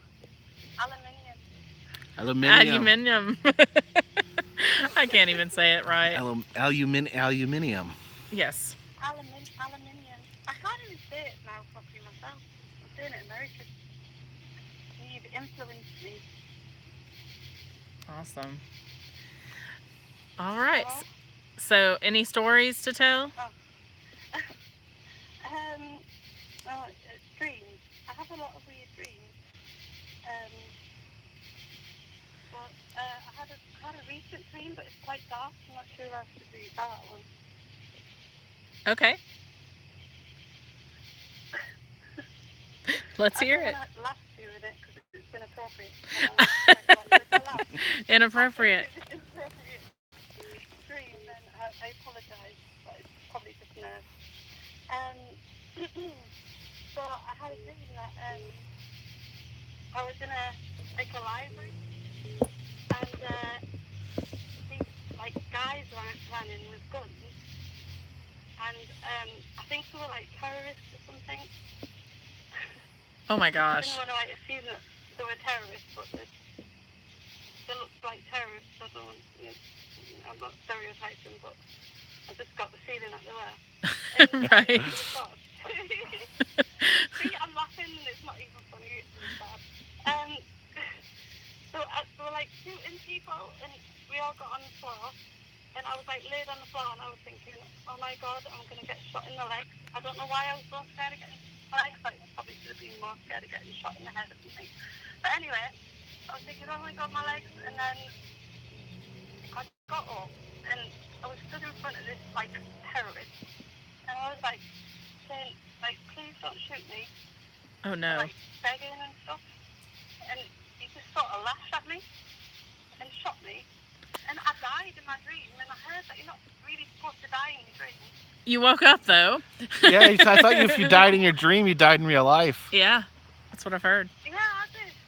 But as I was dying, I was thinking, oh, this doesn't actually hurt at all. It's actually all right. This is actually okay. Yeah, it's fine. That's fine. I'll have a cup of tea now. Thanks. But, oh my god, I can't believe I just told that story. Anyway. No worries. It's Andrea's fault because it's her birthday. Oh. Well, happy birthday to Andrea. I'm sorry everybody's having a hard time hearing tonight. I don't know how much of your story people heard because people were saying can't hear. I didn't hear a word of it. We can hear it fine here. Yeah, it's so weird. Maybe it's because of all the background noise because we have katydids. Oh yeah, they're really loud. I don't know if that's really drowning loud it right out. now. Yeah. So I don't know. And last week I was in the house, so it was a little different. But oh, well, thank you so much. Yes, thank you. We'll talk to you later, Gail. We love you. Bye. Bye. Aw. We also love Denise again. Yeah, so sweet. Giving a ridiculously generous super chat donation. Is the speaker covered up back there? See the speakers. Sorry, I was showing Chrissy where the speakers are. Speakers are right there. Oh. So theoretically, if you were holding it right, these are the speakers down here. Those are the speakers down there. They should. Yeah, you can hear us good, but just not the phones. I just don't know. Because the first time we did this, we didn't have any problem. We're doing the same exact thing. I don't know. Yeah, I'm gonna start giving Denise a producer credit on my video. Carpetbagger brought to you by Denise, the Wandering Artist. That's right. It is so sweet, Denise. So sweet. We heard you just fine, Gail. It was, technical difficulties. Yeah, it's just hey, Jason, are you ready to come do some Taekwondo? Yeah, tell Jason that we've already decided that he's going to do a Taekwondo live stream. Yeah. I think, okay, this is what we need to do. We need to get John and Tennessee Matt and Jason, and we'll bring some tannerite and some guns, and we'll do a live stream where we're just blowing stuff up and Jason is breaking things. That sounds like the best live stream ever. It does. I think we're not going to do any more call-ins tonight because we are having such difficulty.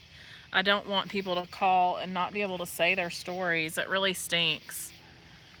Is there anybody else that's just dying to call?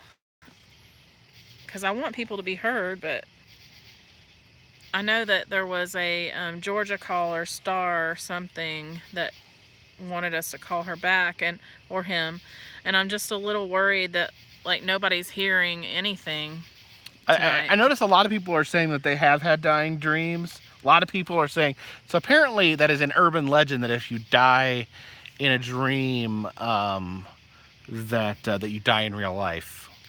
Yeah, I'm gonna try to get this. Have you ever died in a dream? No. I'm gonna try to get this. Clearly, I'm still here, right? I'm gonna try to get this audio issue figured out, and I really do think it may have something to do with the katydids, but it's just like when John called, I couldn't really hear him very well on this Bluetooth, but I could hear him clearly on the phone. And then when I put the phone up to the other phone, it wasn't. It seems like you guys should have been able to hear it. Yeah, okay, here's Star Andre. I'm gonna one more chance. This is the last one we're taking. If it doesn't work. This is the Carpetbagger line. Hey, I finally got you. Hey, thanks for being persistent. Sorry. Yeah, It's close. I had this weird dream one time where I had my car and then I had a bus, and it was like you pick the car or the bus to go home with your family, and then I picked my car, but then I went backwards and said I want a better choice, and I picked my family. And then afterwards, I woke up crying. Aw, that's terrible. Yeah, and I was like, this is really weird. Oh, that is weird. And I had to talk to my pastor about it, and he says, just be careful. Yeah. It's your dreams. Absolutely. Thank you so much, Star, for your call. I appreciate it. Thank you. Thanks for being Can persistent. I say hello to Jacob? Yeah. Yep, right here. Hey, Jacob, I am a big fan of your YouTube. I appreciate it so much. Thank you. Yeah, I haven't gotten any more postcards from you guys. I got one in February, but I haven't gotten any more. I guess the Peloton, I guess it's messing up. Okay. My email, jacobthecarpetbagger@gmail. It's under, and should be underneath this video. If you just want to send me an email, just give me your information, and I'll see if I can sort that out. Okay, thank you so much. Thank you. Thank you. Bye. Bye. Bye-bye. Denise, thank you for that information. She said that it was telling me... Wait, I'm going to go back up here and read it. She does psychic readings. Do we have a live psychic reading? And the word thing is telling you to focus on your fears. Man, I think I do enough focusing on them fears, but I may need to focus on some your more. fears. I mean, maybe I should focus on overcoming the fears. I do plenty of focusing. Just not in the right way. I actually read tarot cards, but I haven't done it in a long time. Wouldn't that be cool? I should do like somebody over the phone sometime. Can you read tarot cards over the phone? You can, but like I'm not that good at it, y'all. And beside that, I don't want to like offend anyone. Would anybody be offended if I did tarot cards? This is Jacob's channel, so the last thing I want to do is bring my crazy stuff in here and upset people.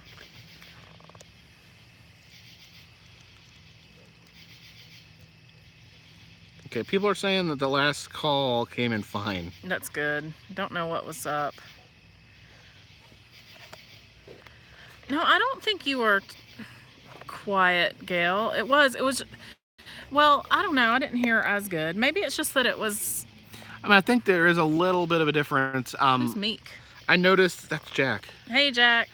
I think I did notice on both Peddling Prince and Gail that it was a little quieter than normal. So it must be, they're probably, I guess the international call is just not going to have the same quality on a cell phone as a domestic call. Hey, Ryan.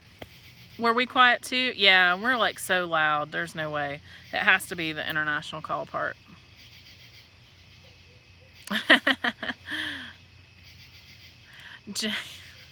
Nice, J.A. Canada and US are on the same phone network. Then why, when I'm trying to make a phone call in Niagara Falls, Canada, and I'm literally could throw a rock into America, why does that not work?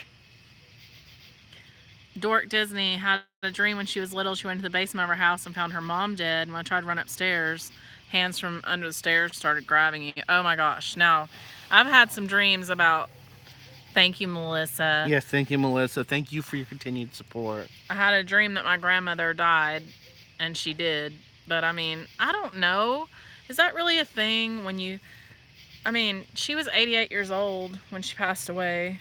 No, 84, I'm sorry. And, you know, of course she was going to pass away. And it was several months before she died that I had the dream, right? You remember it when I had that dream? It made me very upset. Yes. I mean, it was pretty close in proximity.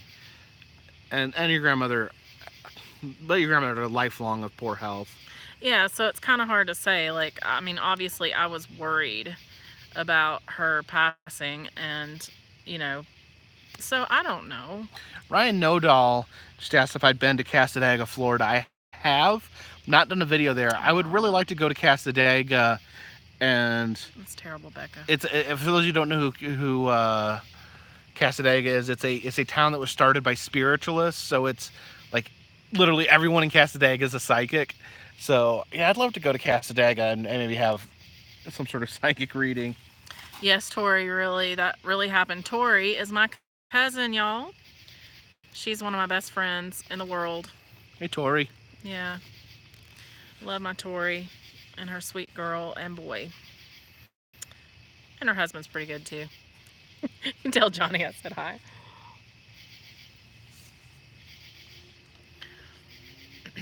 Her dad's like my favorite person. He's so sweet.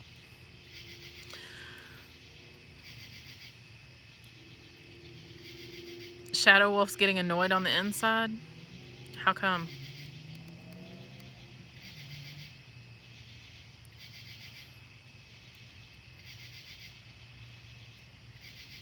Oh no. Did he die from a heart attack, Daniel?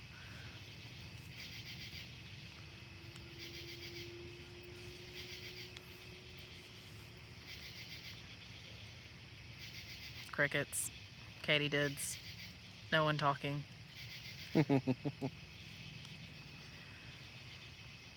Yeah, I'm not sure if we want to take more calls because I'm just a little worried about the audio quality. But, you know, if you really got something on your heart you want to say, then I recommend cool. if you have like a shorter, Thanks, story, to just post it in the comment section and we'll read it out. Yeah. What is it Katie did exactly? It looks like a grasshopper. But it's like Yeah, bigger, and it has like a really unique green color to it, right? it does. I found one in the shower with me once. That was scary. Oh yeah, I had one in the shower with me. They must like Yeah. the shower. Bring out the cards, they say. Okay, I will bring out the cards, but I'm gonna have to first dig them out of the basement with my old hippie skirt and my Doc Martens. All right. This is the Carpetbagger line. Who do we have on the line? Hi, it's Pages. This is who? Can you hear me? Yeah, I can hear you. Okay. Y'all was talking about Peaches. dreams. Yes. Okay. Okay. And my mother, okay, I used to write down all my dreams. I had a little journal, and I was writing down all my dreams. And my mother was the kind of person that she would get all upset about stuff and start throwing things away. And so my dream journal just went out in the fire one day because she decided that it was stupid and all this stuff. And some of the stuff that I had written down in that came true later, but since she had thrown all that away, there's no way to Prove it. prove that anything had came true. I told this story before, but I had something similar happen where I had a dream of a phone number, which I wrote down when I woke up. I thought maybe it was like lottery numbers I should play or something, even though I don't play the lottery, so like I'm never winning. But later found out it was my ex-husband's new girlfriend. Whoops. Are you serious? Yeah, it was. It was Oh my God. probably 6 months later when I remember getting the phone call and from him at that number, and I was like, that sounds so familiar. And then it kind of came to me that it was that I had written it down, so I went back and looked, and there it was. Oh So it my was- God. You know, that kind of stuff happens, and, you know, then it happens later. It was very weird. Very weird. So thank you so much, Weird. Peaches. I appreciate that. Actually, Denise is calling on the other line, so we're going to answer her, okay? Okay. Thanks. Thank you. Bye. Bye-bye. Hi, I hope it's okay to talk. Of course absolutely. it is. Yeah. Hey, how are you doing? Great. Okay.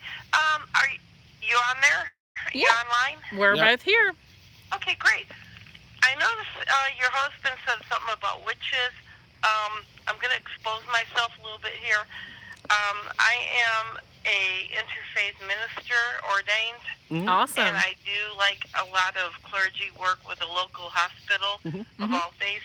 And I noticed your husband said something about witches. I am a practicing Wiccan, which Oh, yeah? is very similar to that. Mm-hmm. You know, if not that at all. You know. Very I know. familiar with Yeah, it. I we're used to be familiar. one, actually. I used to do that. Wonderful, great. And I don't judge people on their faith. I think, you know, as long as they're all accepting and forgiving, whatever, that's all good and well. I personally, in my own belief, because I am what I am, I know she said something about witches. I have been, okay, I'm 58 years old, so I'm an old bat here, you know. But if you have any questions, please feel free to call or private message me. My mentor was Ray Buckland, the man who passed away Oh, wow. a couple of years ago. I know who that he was is. nothing but good to me. Who's Ray So I'm Buckland? not about Satanism or evil or all that garbage. Right. My husband accepted me even though he's Methodist, you know. Mm-hmm. He knows who I am and he knows what I do. And if you have any questions about that particular arena, you know, I will help you as best as I can. I do not hate other religions. I'm not about evil or anything like that. So when you said witches, I'll try to give you as best as I can the knowledge that I learned. Anything beyond that, well, you know, I might have to look elsewhere. I didn't say anything bad about witches, did I? No, you didn't. No. I know that, you know, when you comment, you said something about wanting to know about witches. Not sure how you put that, but Wiccans, witches, whatever, same thing. Positive, you know, whatever it is. Good to know. But, you know, if you have questions, let me know. I grew up as a Christian. As you guys know, I grew up very violently abused. So I searched out. I was a Buddhist. I was so many different faiths. I was a Wiccan, but I noticed somebody, I think it was you or your wife, mentioned the word witches. I can help steer you in the right direction without getting in trouble, you know. I'm actually writing, I was telling earlier about that I was writing a book, and I am centering, like, it's about witches. So, well, please let me know. I mean, yeah. You know, I've been at this since my husband and I got married in 92, and before that he knew what I was, and he had a lot of leap of faith here. You know, he knew I was not evil or anything like that, but I did do a lot of speaking, a lot of lectures here and there. A lot of my artwork influences that as well. I am not opposed to anyone who says they're Christian or whatever they do. You know, to each his own, to each their own. But bottom line is this: if you have questions, you know, please let me know. You can go through your husband if you want. But you know, I think I've done a lot of good. I work for a local hospital that hired me on as the on-call pagan minister, which I am legally ordained. Oh, wow. But I also am called when people in the hospital, let's just say, you know, if they, how do I say this politely? If their ministers abandon them, I'm there for them, you know, to reassure them. I was a former nursing assistant. I know where they're coming from. I don't want anyone to feel, you know, less than legitimate, so to speak. Yeah. So I'm here for them if they need me, you know. That's awesome, Denise. As usual, thank you so much, and thanks for having the courage. I don't mean to scare people away or No. You know, negate from your channel, but I think we all need reassurance, whether we're live or dying or whatever. And I had so many calls from this famous hospital. I won't say what. I don't want to get anyone in trouble, but I do think that when it comes to the idea of Wiccans and witches, you can definitely contact me privately if you wish, or through your husband. I'm pretty open-minded. I'm more like universalist, Unitarian, you know, so no worries there. Thank you so much. I really appreciate that. And no, everyone needs to feel accepted here. This is where we practice what Jesus really would do, people. We accept everyone. Absolutely. All right? Everyone. Well, and if you need to contact me, private message for specific questions, please let me know. I live in Illinois. I am ordained officially with Universalist, not Universalist Unitarian, and in Modesto, California. They can confirm that. You know, so if you have issues, just contact me. Let me know. Thank you so much, and we really appreciate your call and your support. Everything. Info, just let me know. PM me through your husband or whoever, you know. Definitely will. Thank you. We appreciate you so much. Thank you, Denise. Yeah. Thank you. Bye. Well, hey, I hope I didn't get you guys in trouble. No. So. No, that's fine. All right, like great, I said, wonderful. everybody. Keep up the good work. You guys have a good night, okay? You too, honey. Thank you. Love y'all. Take Love care. you. Bye. Love you too. Bye-bye. Oh. No, and I don't, and I on my videos and on my channel, I don't talk about my personal beliefs, but I am 100% accepting of everyone's belief. That's right. No, whether you're like, you know, snake handlers or Catholic or it has Baptist or it has no Buddhist bearing. or It has no bearing on how I view you as a person, as long as you're a good person, and I believe that there's a good person in every religion, except you know, like the Manson cult or stuff like that. Right, cults no, but yeah, everything else. I mean, we want everyone to feel welcome here, to know that. Oh, Denise, so sweet. You did not have to do that. Thank you, though. Scientology. Well, let me just. Good for them. I just don't want to be involved in it. I support their right to believe. I don't support their right to engage in any sort of illegal activities. There you go. Alleged. That's a good way to put it. Alleged. Blessed illegal. be, Denise. Yes. Blessed be. Blessed be, Denise. I appreciate. Oh, thank you, Denise. Good night, honey. I'm so sorry about what you've been through with your mom. I hope you get some rest tonight. So, yeah. Everybody needs to love one another and put that into practice. If you are what you say you are, then, you know, you love people and you let other people judge. Yeah. Right? Yeah, who was that guy that went around saying that all the time? Oh, Jesus. Yeah, that's right. It is a Here's good an owl. message. There's an owl Yeah, over hear there. an owl hooting. We got katydids going, owls hooting. I mean, this is fun stuff. That's right. Stick up for what you believe in, but don't step on someone else's, like, believe what you want to believe and talk about what you want to talk about, but always respect other people's beliefs, because, you know, that is a very personal thing. That is very important to people. And that is what gets people through Yeah, I think hard times. religion is very personal to people, and people go a lot of times on a long journey Don't worry about that, John. to settle on what they believe in. And when you attack their beliefs, when you attack their religion, you're attacking a deep part of them. Sorry, somebody asked what the campfire looked like, so I had a little... Oops. It's the Christie show. I'll just leave you out of it.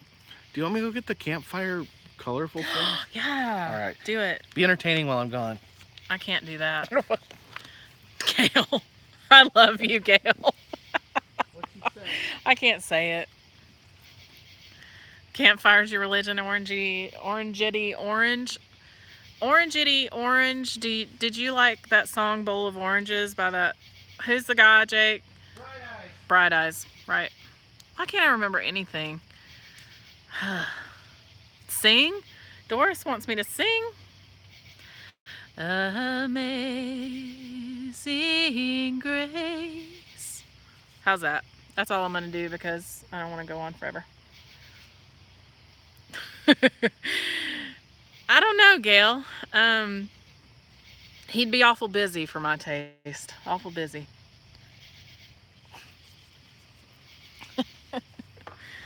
And chaste. Too chaste. You know. Oh, thank you. Yes, love. That's a good idea. We should just avoid it. Thank you, guys. Nah, I'm not that good. Plus, I'll probably forget the words before it's over.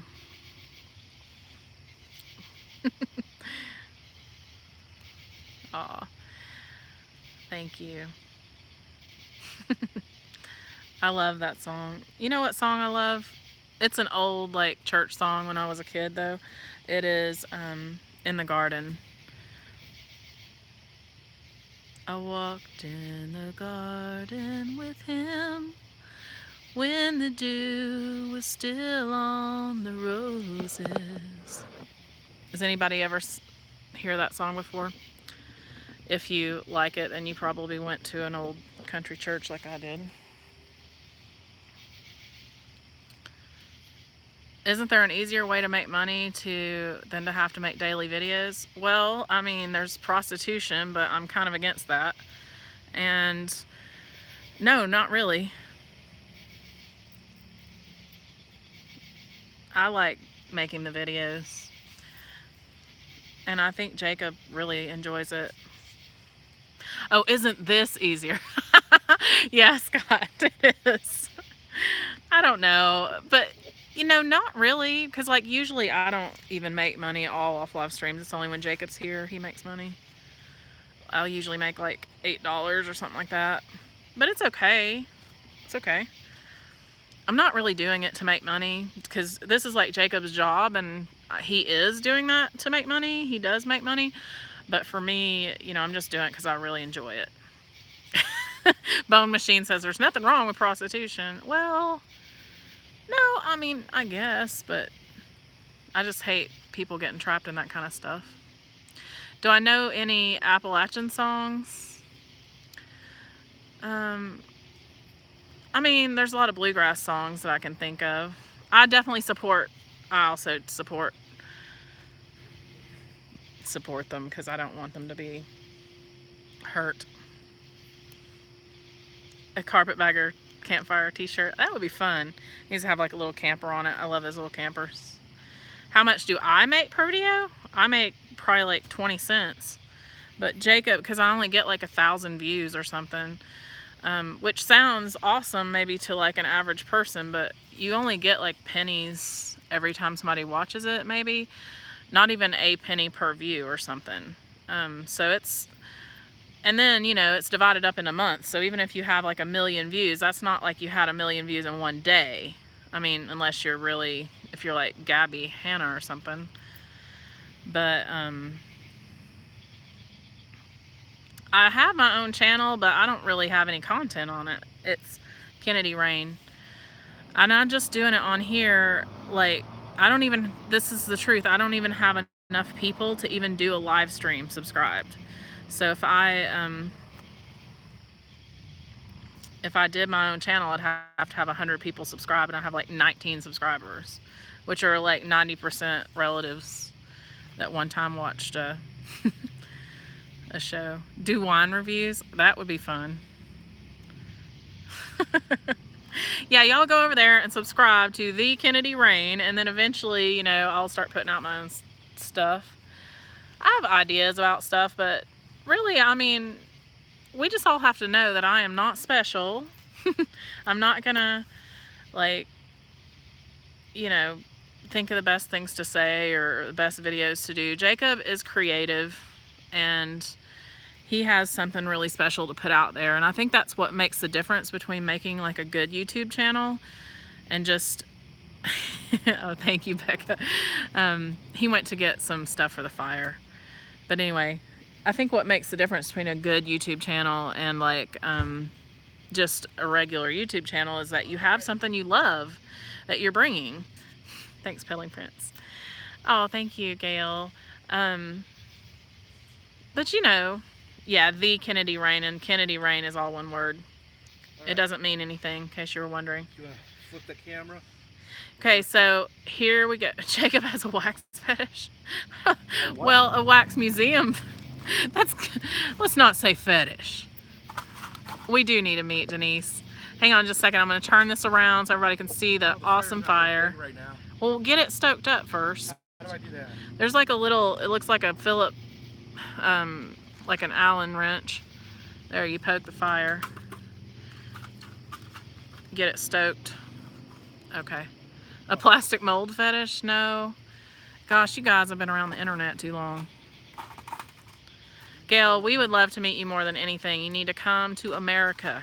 Just like Eddie. Like Fievel. No, Eddie Murphy.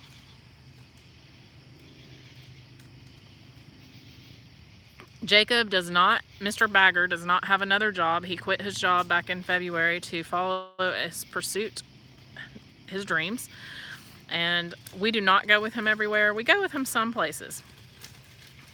But that's, you know, we can't travel all the time because I have a job.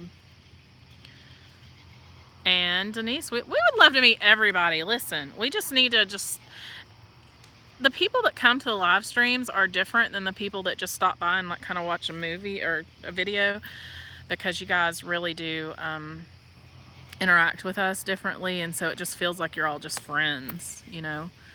All right, I think we got the fire roaring again. Jacob always fears the donkey lady. All right, guys, we got the fire roaring. I'm gonna change it around so you can see. It might be easier to just flip the camera. Just flip the camera, hit the flip button. What flip button? Another flip button. Okay, got it. All right. Want to see me? Can everybody see Jacob? I don't think they can see you. They can see like the reflection of your glasses. All there right, you go. The fire. All right, I got these packets. We bought these at the Science Surplus store, so let's see what happens when I throw this in the fire. It's supposed to. It's magical flames, color your fire. You got a good shot of the fire? Yeah, yeah. Aren't you supposed to like pour it in there? What are you doing? Just throw it in. Throw the whole packet in. Dang it, I didn't, like, it landed like outside of the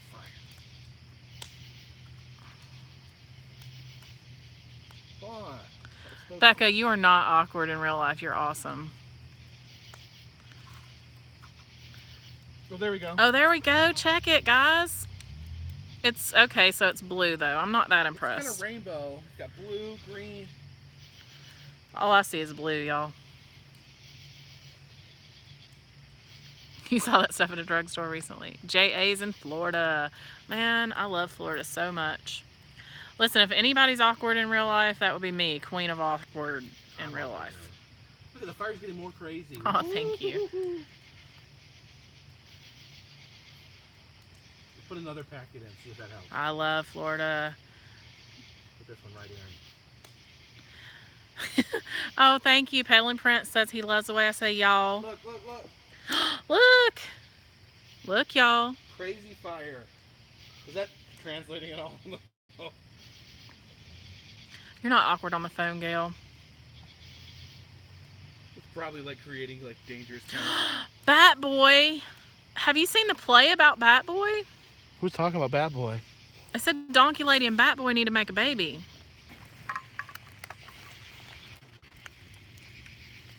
There, look at all those colors in that fire. That stuff made the fire huge too. Oh, stare into the fire. I wonder what the chemicals are. I'm sure they're incredibly safe. I'm sure they're not true.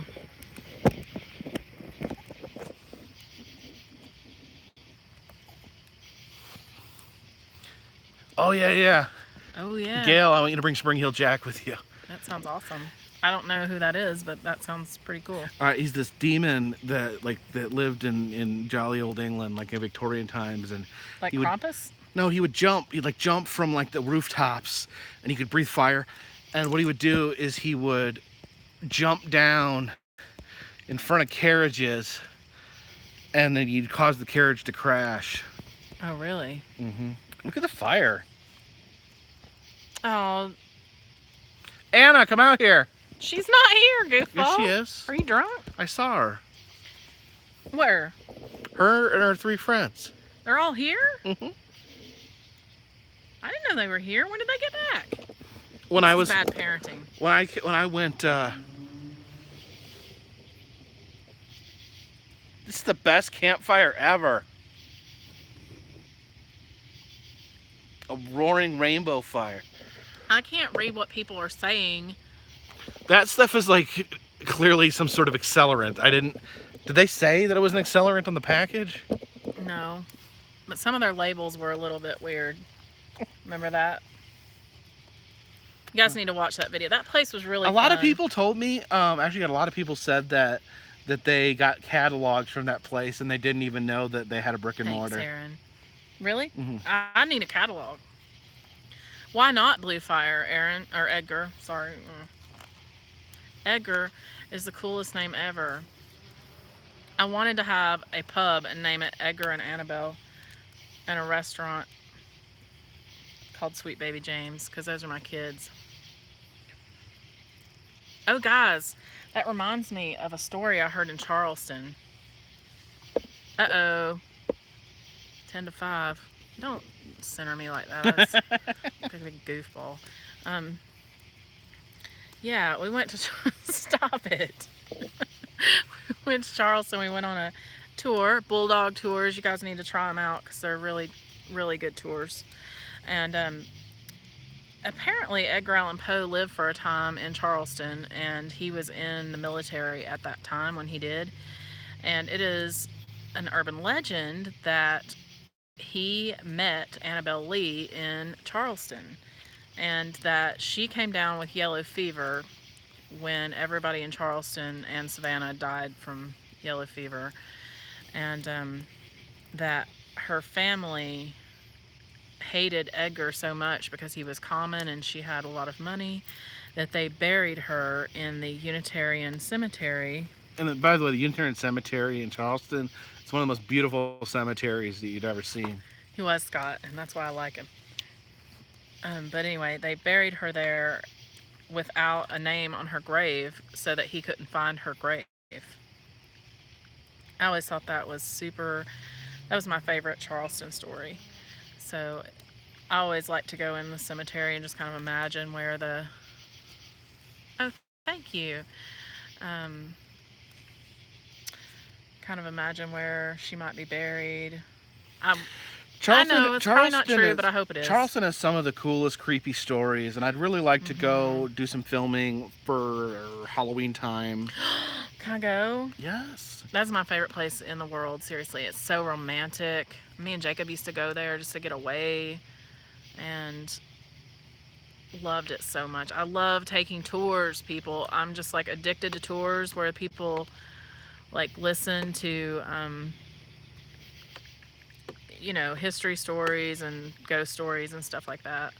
There's another awesome story there. Should I wait and let you tell it though? Which story?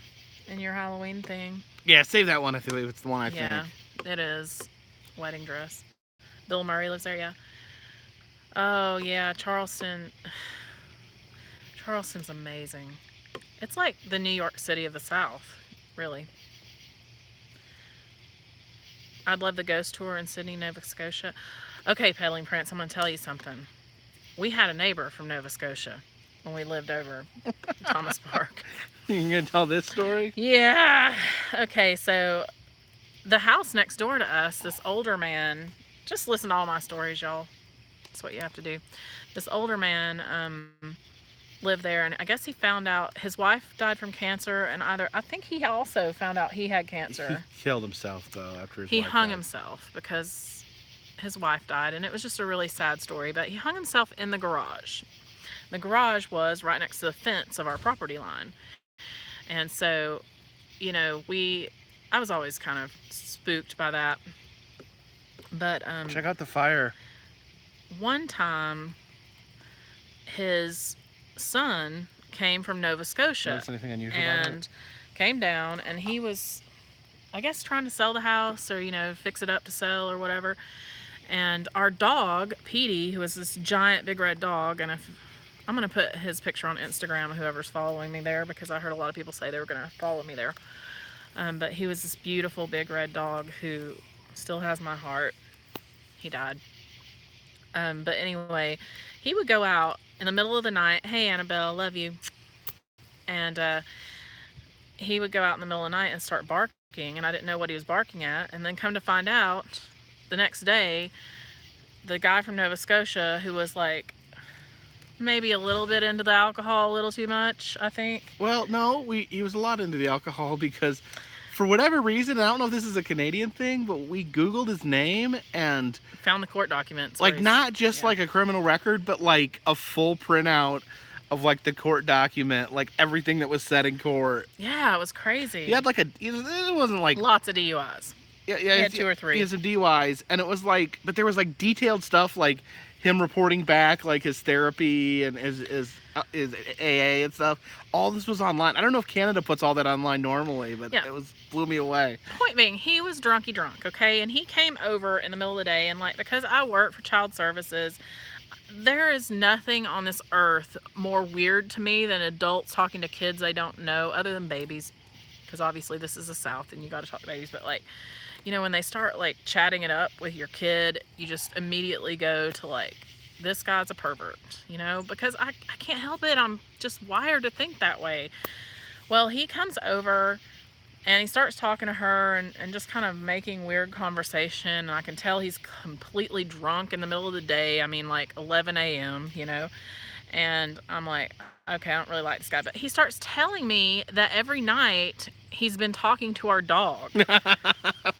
Now I'm like, that's the weird part. in my head, back to, oh, wait a minute. My dog was over there barking at 3 a.m. I'd like to point out that part of the cats are fighting. Part of what makes this story Mason. weird is that dogs don't talk. Oh, I want to go to Ireland so bad, Gail. Yeah, Can you walk from England to Ireland? no!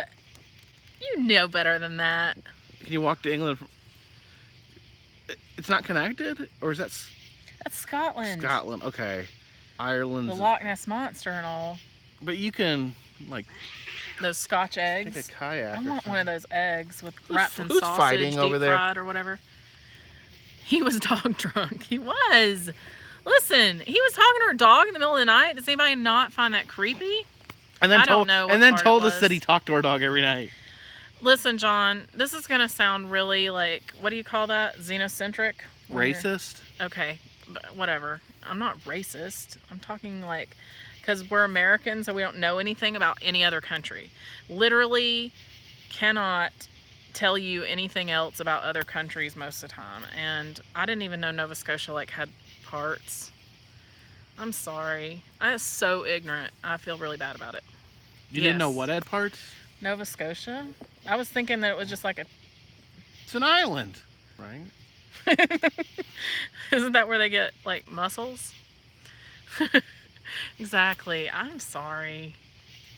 I'm a ignorant person. I need to be better. Get the fire. Drunk guy talks to dog. Not that weird. Yeah, okay, I know it's not that weird, but It's a little weird for him to have like an intimate relationship with the dog that he's talking to the dog every night. yeah, I'm just like, what are you doing at our fence staring over at our dog at 3 a.m.? Oh my God! Becca, me too. Do you know who else talked to their neighbor's dog? John Wayne Gacy? No, the son of Sam. Oh. His dog. Oh, his dog told him to kill people. Yes. What if Petey was telling him to kill people? Nah, Petey wouldn't do that. He's a good dog. Maybe he was secretly a bad dog and he wanted us dead. I don't really know. Son of Sam. Alan. What's his name? Alan Berkowitz? Is that? Mm-hmm. Is that Son of Sam? Okay. I was gonna say Alan. David. That's right. David Berkowitz. Thank you. It is weird. Denise has been to England twice. That's awesome. Yeah, I want to travel, but, you know, I feel like I haven't seen all of America, so I need to do that. And then I really want to go to Morocco. That's my travel destination dream, and also Ireland, because my grandfather is from County Cork on my mom's side. Cape Breton Island, which is the northeastern end of Nova Okay, Scotia. that fire is starting to smell funny. It does. Like, It has an odor. smells like, I don't know, like chemicals. Which I hate when people say. That's what was my pet peeves. When people say there's chemicals in there. Well, everything is a chemical. Sunday of Sam. Yeah. Listen, he's never going to let me forget that one time I said Abraham Lincolnham instead of Abraham Lincoln. She tried to say Abraham Lincoln and she got tongue-tied and she said Abraham Lincoln Ham. Mm-hmm. Never going to forget it. Pretty funny. One time my son said, trying to say Pablo Picasso, and he said Pablo Bagablo.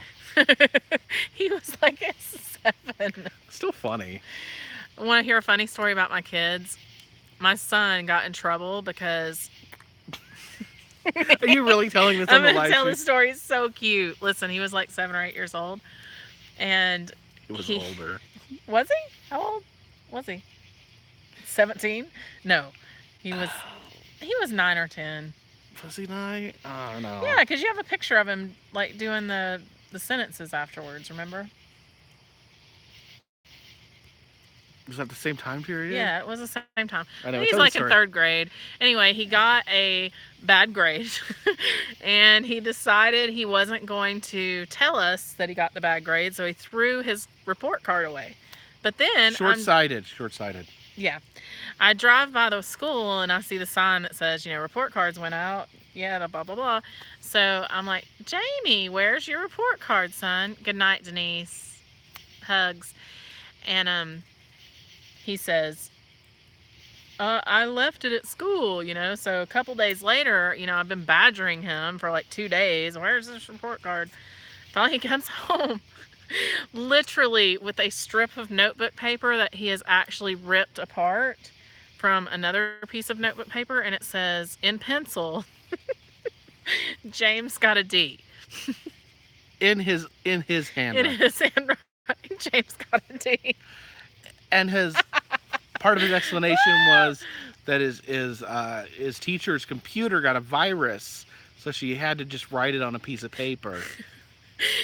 And all she wrote was James got a D. He said there was a virus? That's pretty advanced thinking. His computer got the exact words he uses, these kids got on my teacher's computer and they got it all virused up.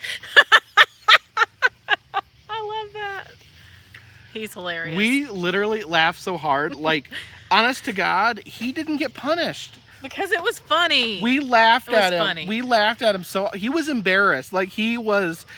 This sounds like we're terrible parents, but he was so humiliated. Like, he was like expecting us to like like kill him, but we like laughed at him, like where he like slunk off, like. "Meh." It was so sad. And we made him write sentences. Did you make him write sentences? I did. That was one thing that we used to do all the time. What is kudzu, Gail? So kudzu is a vine that grows like an inch a day. I'll send you some. Cows supposedly were going to eat it. They brought it from Asia, and guess what? Cows didn't eat it. Cows don't like it. They don't like it. Kudzu. And it doesn't have an H in it. Just Kudzu. Kudzu is a pain. More kudzu vids. You guys are great parents. I don't know that we're great parents. No, not No, great parents. we're not great parents. Listen, everybody sucks. That's the thing. You don't really know what you're doing until you find out what you did wrong. And that doesn't come until your kids are grown. And there's so much, like, I would do it so differently if I could go back and change the way I raise my son. Thank y'all. See, I was the oldest, like James. Like, Exactly. the oldest kid's always like the freaking like experimental kid. Yeah. By the time they get the third one, they know what's up. We didn't have a third one, though. Oh, thank you, Denise. No, Annabelle was enough kid to last us the rest of our life. Deez, that's a good idea. See, I was raised by grandparents, too. I know the feeling. What? She said that her grandma had bad eyesight, so she'd print it out and use correct tape to change it.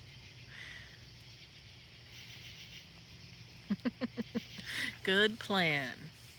You're 8 out of 9 kids, Robert? Whoa. Talk about bad birth order there. Yeah, my dad had 10 brothers. Has 10 brothers and sisters. I mean, Your mom has the same. Yeah, the same. Yeah, so we're both from huge families, but we're a small family ourselves. I want more kids, but I'm 44, so that wouldn't make any sense now. No. And the thought of like I'm gonna be 40 in 2 years, so it's not time to start over at this point. Don't you want to do foster kids though? No, I'm sorry. I do. I want more cats. Well, more kids and more cats. My heart goes sad whenever I think about my daughter like moving out of the house in 4 years, you know, and then what am I gonna do? Cats. I will be the craziest cat lady that's ever been, because I'm already bad enough. You'd be a surrogate, Gail? That's cool. We'll just hire you, Gail. We need some British kids. That'd be cool. They don't come out with the accent. Well, okay, that was a dumb thought. You need a pet possum, they said. Cat videos on YouTube make money. Well, yeah, some of them do if they do fun stuff. You gotta get a cat doing just the right thing. Our cats don't do nothing. They're just lazy and they're no good. British kids would demand meat puds. Meat puds? They only eat meat puds?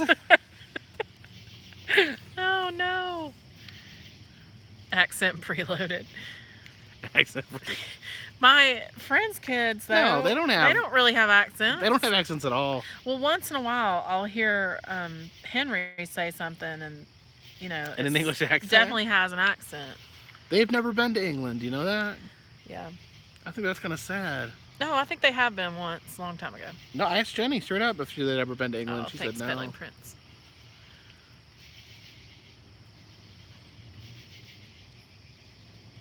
I know, Robert. I just can't hold them all at once because, you know, they'll just eat my face if I tried to do that. First of all, holding 7 cats at once would be difficult if they were just... Holding 7 or 6 pillows at once is difficult. And let alone if those pillows hate each other and are covered in claws. Yeah, that super chat's awesome. Thank you for noticing. It was very awesome. Herding cats is not my specialty. I used to have a supervisor, and I always said about her that she could herd cats. She literally could supervise anybody. Ew. Gayla Jones. Don't get me started. She's an amazing person, y'all. She was my favorite person. But now I have Megan, and Megan's wonderful. She's really wonderful. Of course, you know, she was in the room when I was given the ultimatum of choosing my job on YouTube, but we'll... She wasn't your boss. Yeah, she was my boss. Your PM, yeah. We didn't have a PM, allegedly. Dorky wants a cat? Raven's a troll, what? What's nothing? Oh. Well, you're not going to delete it? It wasn't nothing. It's just a big smile.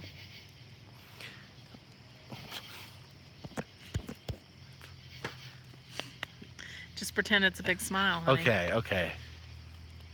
We are love. Yeah. I love you more, though. Notice how he doesn't say anything.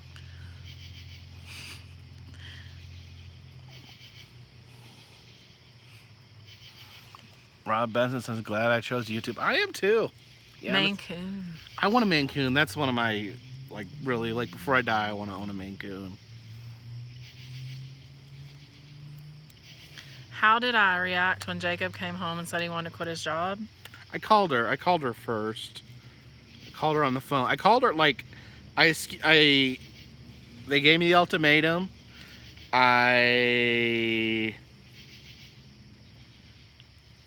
didn't really ask. They were more just like, you know, it wasn't like it framed as a question. It was just like, okay, you're going to stop doing YouTube and you're going to keep working here, blah, blah, blah. So I got out of the meeting and I called Christy. We talked. I mean, and it was scary. It was scary for both of us. But we agreed. He wants to know what I said. Don't sugarcoat it. What did you say? I said you should do it, but you needed to give a notice. That's what I said. Oh yeah, I agreed. I agreed as a notice thing. I didn't want to walk out. Well, I did want to walk out, but I decided that giving a notice was the best thing to do in all ways. So yeah, I went. They gave me the ultimatum. I went, called Christy, and then went to Gayla and put in my notice right there. Yeah, but you know what? It wasn't that part that was hard. Good night, Gail. Hugs to you, sweetie. Thanks for calling. But anyway, it wasn't really that part that scared me. It was afterwards. It was like I was afraid we wouldn't be able to pay our mortgage, you know, and that was something. Oh, Tori's cats were Maine Coons. That was something that really made me scared. Yeah, I mean, we had just probably a year into buying a house, right? No, it was like, no, it's 2 Less? years. 2 years? 2 years? Yeah, it was 2 years in the beginning, because it'll be 3 this year. Okay, so yeah, 2 years, we got a mortgage. Yeah, it was scary. It was scary. But I figured if I was going to do it full time, it was sink or swim. I could either try and fail. That's right. I said, I'll give you 3 months. That's what I said. That was my ultimatum. Like, buddy, you better, like, figure it out in 3 months or you have to have a job. And I thought that was fair. I thought if I couldn't make it work in 3 months, then fair enough, you know. Yeah. And luckily, I got so much support right off the bat that it became pretty clear that I would be able to continue doing YouTube. I was afraid, like, it would drop off when people figured out, like after a while, you know, like people would drop off and not be supportive anymore. But it's actually really been really good. And yeah, he definitely did make the right decision. I believe in that 100%. It's just hard to tell at the time that was the right decision. It was just hard. It was a jump. 13 years is a long time, Shannon. I understand. It was 10 years I've been there. Yeah. And it was, the outpouring was just incredible from people. I mean, thanks. The Patreon donations went up to the point where I knew that I could do it, and as long as I could keep putting out content that people wanted to see, that I could do it. Yeah, and he did get a lot of mentoring from Adam. He did. Yeah, I mean, Adam's. He's been something really special for him, you know, and just helped, like, has been there. So yeah, that he got a really good Yeah, I mean, I always give Adam credit. I certainly don't think I'd be doing this full time if as it wasn't for not only the exposure that Adam gave me, but just the advice.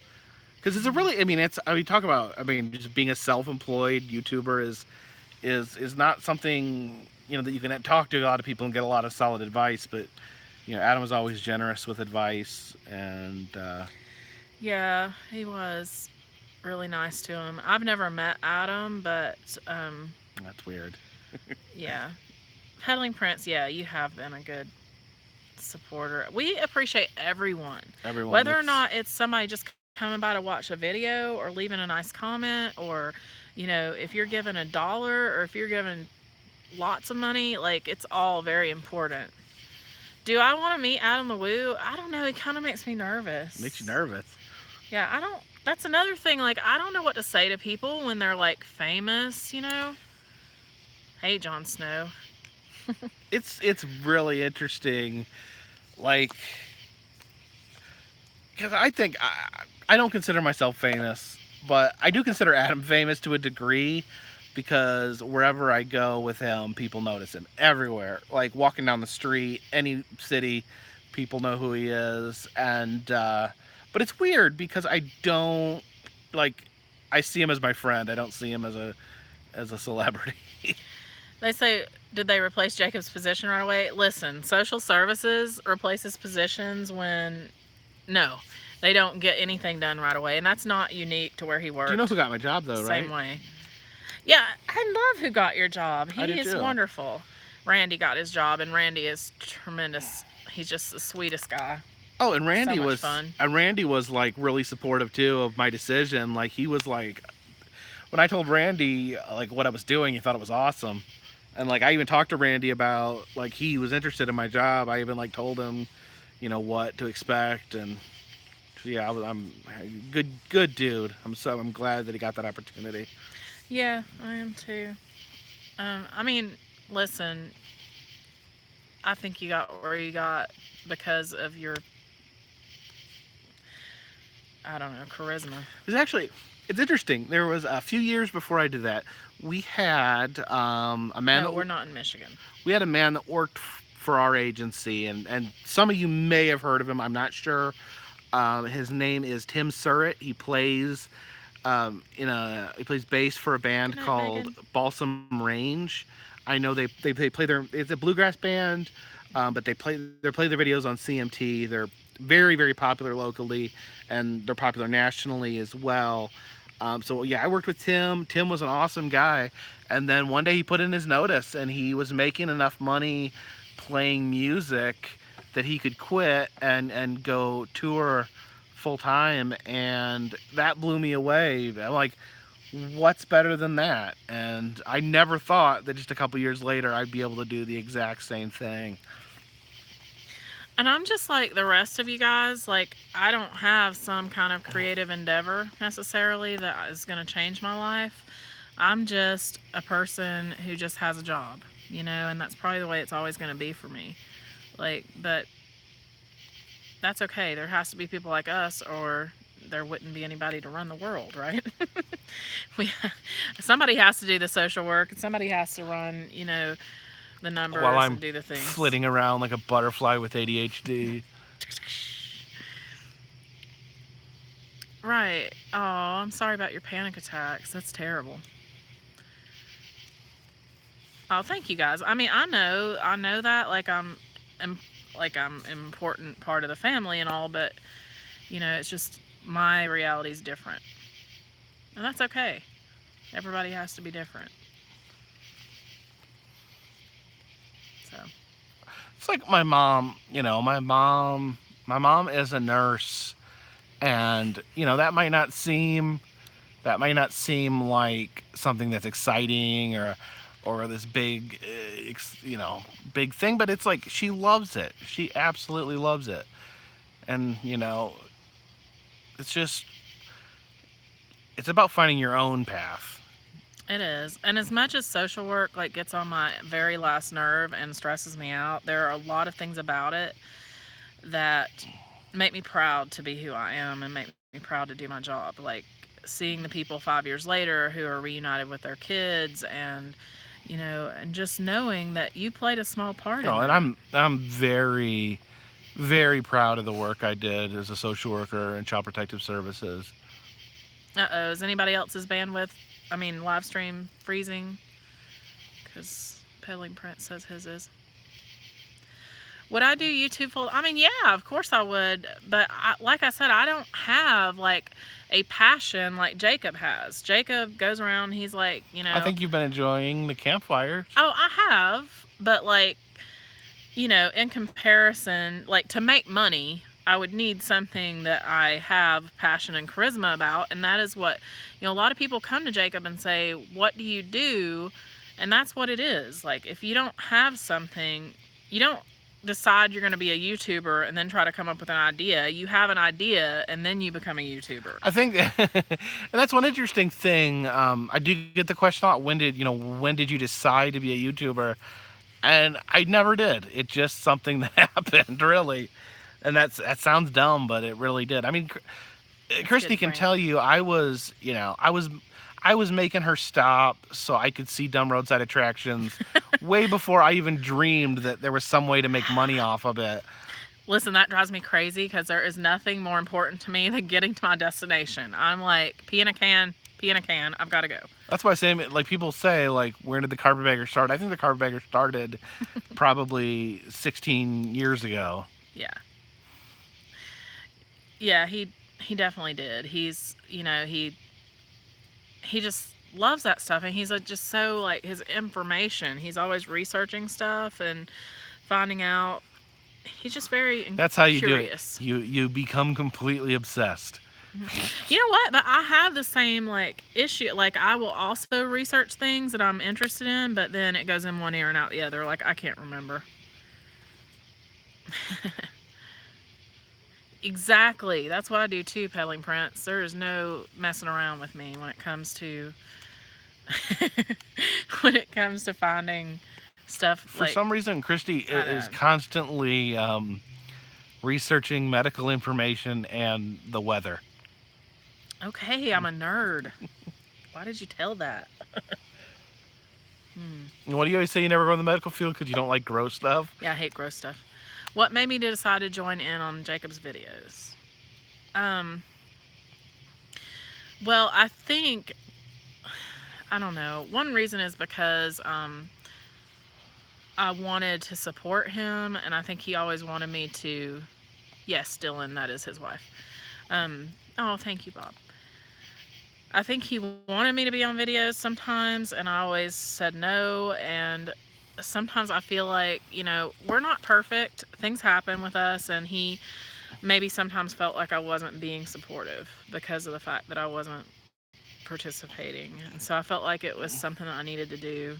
And it's harder, like, when it's taking time away from the family and I'm bringing no money in, nothing back in. That's harder. Yeah. Just look at what Frank M says. Anna talked about it. It's close. 3 hours later. Yeah, that's him. Yes.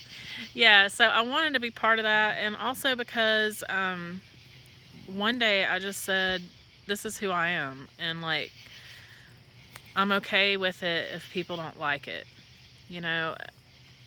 but I'm still on his channel, so I'm still not really who I am. What, do you feel like you'd have to be yourself, you'd have to be off the Carpetbagger channel? I feel like I'm not necessarily PG where Jacob is, and and I don't want to hurt people or offend people either, but I might be more opinionated, or I might be more like, I might say curse words or something, and I don't want to do that on his channel because that's not respectful of his channel. Fine. I don't want you to lose people. It's funny, in some ways I've kind of like trained myself like to quit swearing just for my videos, because I don't want to like accident, to live streams and stuff, you don't want to slip up. So I kind of like trained myself to quit swearing in real life. I'm just not. I can't help it. I think it's the life of. So I have not met a social worker that doesn't like curse up a storm. Oh, yeah. It's just, you have to. Bye, DJ. Yeah, it's just. With practice. Yeah. Yeah, didn't you hear my rap song? I replaced the swear words. Gosh darn, I said He I curses. think I actually said gosh darn in an Eminem song. Spoiler alert, he does curse. He Sure. Okay. He just doesn't want to do it out of respect for people who don't. Yeah, and that's exactly it. Is I do use some more colorful language in real life. But the way I view it is, it's a respect thing. It's just you don't use that language because some people don't like it. It makes some people uncomfortable, and I don't really feel a need. I don't think it adds anything. So, M. Vela, you can follow me at the Kennedy Rain on YouTube. And eventually, if I get enough followers, I'll start doing live streams. I think in one of my haunted house videos, I think I do say the F word, but it's so drawn out with me yelling it that it's I'm like, okay, can't even really tell what I'm saying. That's funny. I've always been the yin to your yang, though. I mean, Jacob is a good boy. He is a good boy. Well, you're not good? I'm not that good, y'all. Sorry. Uh-oh, should I leave you? Probably should, but don't. The Kennedy Rain, that's correct. Yeah. There's no videos on there. There's a video of Annabelle when she was 8 and one of my son, but that's it. No, I grew up especially my dad's family, it was, we're allowed to swear. No one cared. Even his kids. Oh, thank you, Chris. Yeah,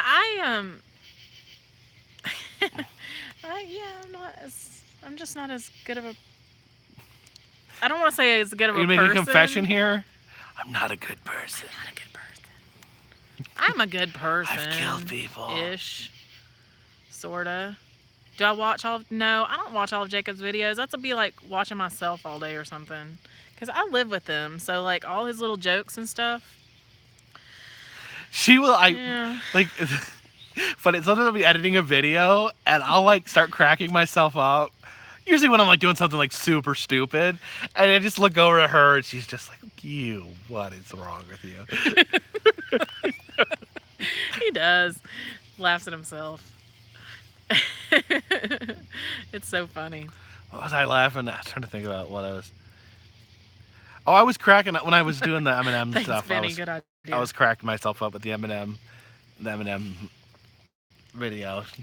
Sometimes I have to tell him turn down the volume. You're driving me nuts. Oh no, that's it. It was the video, the Virginia Safari Park where I'm going through and the llamas and the elk are sticking their head in my window, and I'm shouting and I'm editing it. And when you edit, I don't know if you've been around edited or been around someone who's editing. They've a lot of times you're just scrolling back and playing the same clip over and over again. And so she was laying in bed, trying to relax. And she's like, how much longer am I going to have to listen to you screaming at animals? Listen, I have to admit, Love is Dasani just said she only curses when she's angry. I wish I could say that. Honestly, I use swear words like adjectives. It's pretty bad. I'm pretty bad.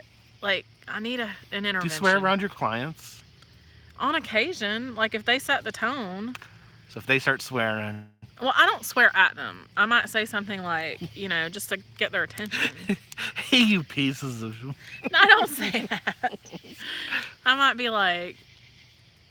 sometimes you have to talk, in a way that they'll understand. And sometimes they don't give you a lot of respect if you're sitting there all, It's different. I remember Ryan, the cop, said that he doesn't use swears because I guess it lessens your authority. Yeah, that's true. I don't use the F-bomb or anything. What do you monitor your audio on when editing? See, I don't even know what that means. What are you talking about?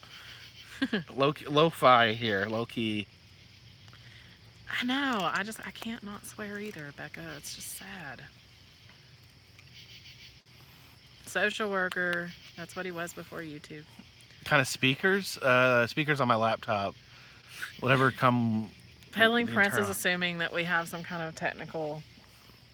Listen, honey, we're talking. He can't believe, Peddling Prince cannot believe how ghetto I am. No. That's what it boils You down need to come watch it. We're like old laptop from the 1950s. I used Microsoft Movie Maker for freaking 2 years to edit my videos. Yeah. And you know what? If it does it, that's fine. That's all we need. I get vicious too if I'm really angry. Jake can tell you. Yeah, the F-bomb does come out when I'm really mad. Or not. Just sometimes it's an adjective. Do I teach him about locations? Sometimes I do. I'll tell him about places to go or send him things. Yeah. I like how you went, like he's afraid to say that I don't, because he's afraid what'll happen after the video is over. Yeah, we travel with the whole family. Like the Michigan trip, I mean, everyone was on that. All the videos from Michigan recently, everyone was there. I don't know if everyone was necessarily with me. She visited with family while I went into Detroit. Sometimes, you know, it's just a matter of, like, they're there, but they're just like, yeah, I don't feel like being filmed today, or I don't, you know, Anna's very concerned about her appearance, about having her makeup and her clothes perfect, so she's, like, not feeling dressed up or anything. She don't want to be in the video. I couldn't teach him to drive a manual. He swears that's my fault, but come on, listen, I drive a manual just fine, and I taught my son. I just think he didn't like driving a manual. That's okay. You sure James didn't just look up a YouTube video? I'm sure, because I taught him in 20 minutes. He was a natural. Good night, dorky Disney. Yeah, I pretty much blame you for blowing out the transmission. Why would that be my fault? Because you never taught me how to drive it. And I ground it into the ground. I can't, y'all. Listen, the way I found out was because I used to, when I was married before, my ex-husband, y'all know I was married before, he made me drive the stick shift, and we lived up on this really big hill, and to make things even more complicated, when you get up the hill, there was like a left-hand turn and a giant curve with another little kind of a hill, and so the car stalled out, and he was like, I'm not coming over there. And I thought he was the king of evil, because I thought I was going to die that day. And that's how I learned. So is teaching you to drive a stick the most, well, I guess besides James, is that the best thing you ever did? Oh, yeah. I mean, yeah. He gave me James. That's the best thing he ever did. And also a headache. Are we done with the jelly beans? Are there any jelly beans left? We have no jelly beans. I had to give them away because I was getting diabetes. I mean, you can't not stop. Good. You can't not stop good. eating them. What is that noise? Some sort of bird. Yeah, it's definitely a creepy bird. A creepy bird? Oh. Do you guys hear that?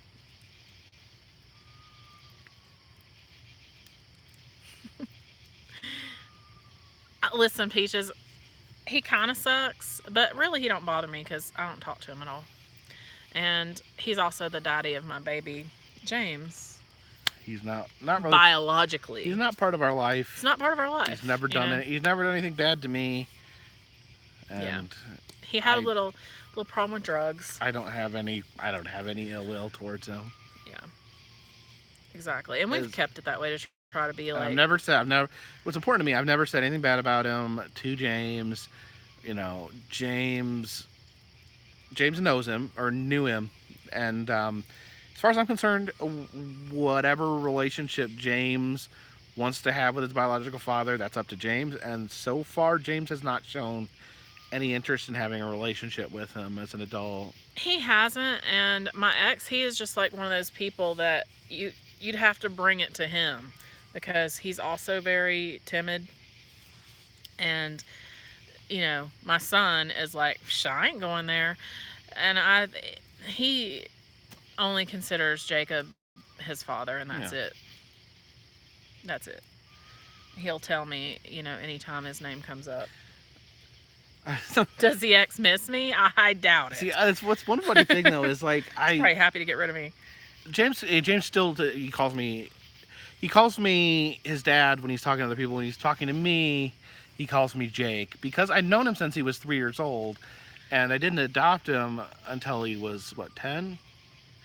Yeah, exactly. It So is like, okay. yeah, some people are like, why do you call your dad Jake? And he's like, that's what I've always called him. Yeah, he has, and I mean, but when he refers to him in third person, he will Yeah, be like my dad. when he's talking to me directly, he calls me Jake. But when he's talking about me to other people, he calls Yeah. me Dad. If he calls me to say how are you doing, he'll say how's my dad. So he definitely, Jacob is his father. No, and he married Christelle. We love her. They seem perfect for each other, and they've got their own little life, and they seem happy. Did my ex fight the adoption? No. He was just in a really bad, and I just want to say that I work with clients who have the same issues, and I want to say I'm compassionate, that he was in a very bad place in his life. He could not have been a father if he wanted to. And In some ways, like it was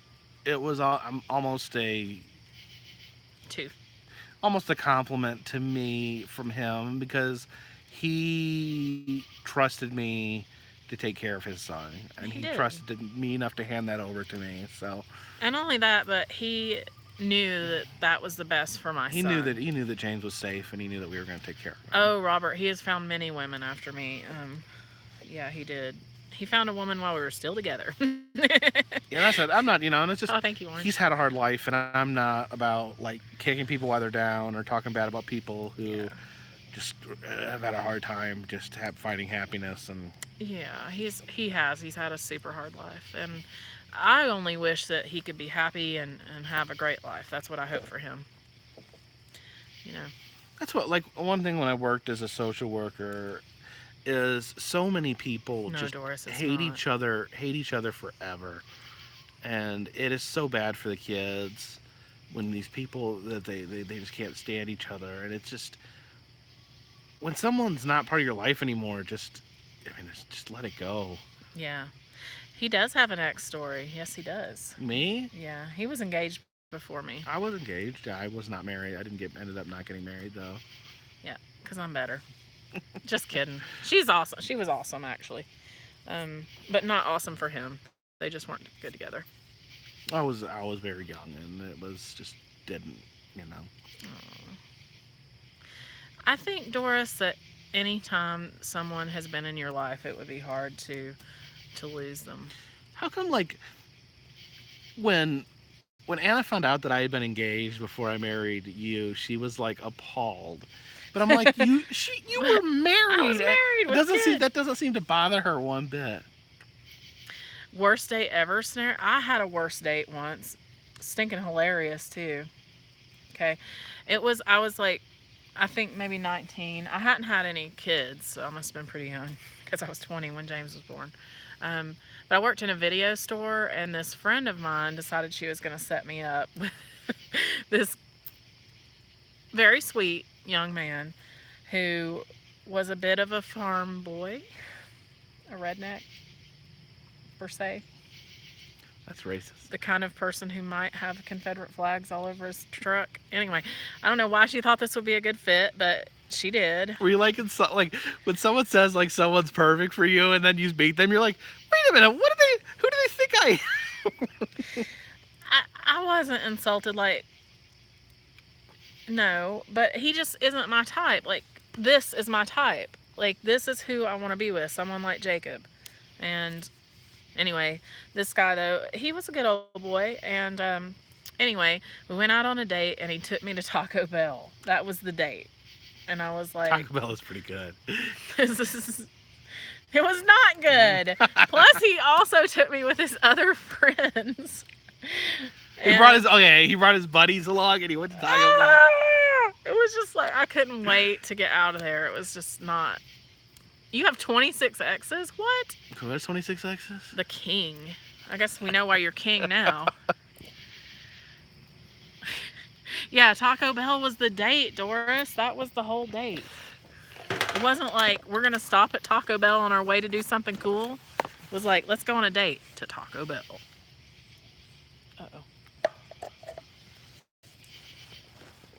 How did we meet? Through friends. Yeah, we were friends before we started dating quite a while. Yeah. It was pretty awful, Becca. You wanted variety, King? I had other boyfriends besides my ex-husband. I mean, you know. How many? I don't know. What? Do you count high school boyfriends in there? Because that's when most of my, like, dating occurred. Because I was young. That's when none of my dating occurred. I had 3 or 4 boyfriends in high school, 1 in middle school. It's maybe hard to believe, but I didn't have a lot of dates in high school. It's because they're all stupid and they didn't know how awesome you are. Yeah.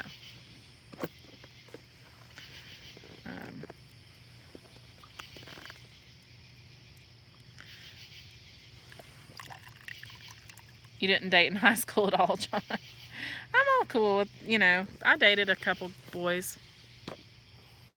Does anyone remember Del Taco? There's still Del Tacos in California. That's funny that they bring that up because your ex, the fiance, loved Del Taco. I happen to know her. So she loved Del Taco. That's something she always talked about. Am I going to move to Hollywood? No. No. Too shy for boyfriends or girlfriends? Well, I had this one boyfriend and I'm still friends with him now. Although he's very weird. Sounds great. Yeah, he does get all the ladies with the chops. He had them ever since I met him. He had the cutest curly hair. That went south. I thought he was adorable.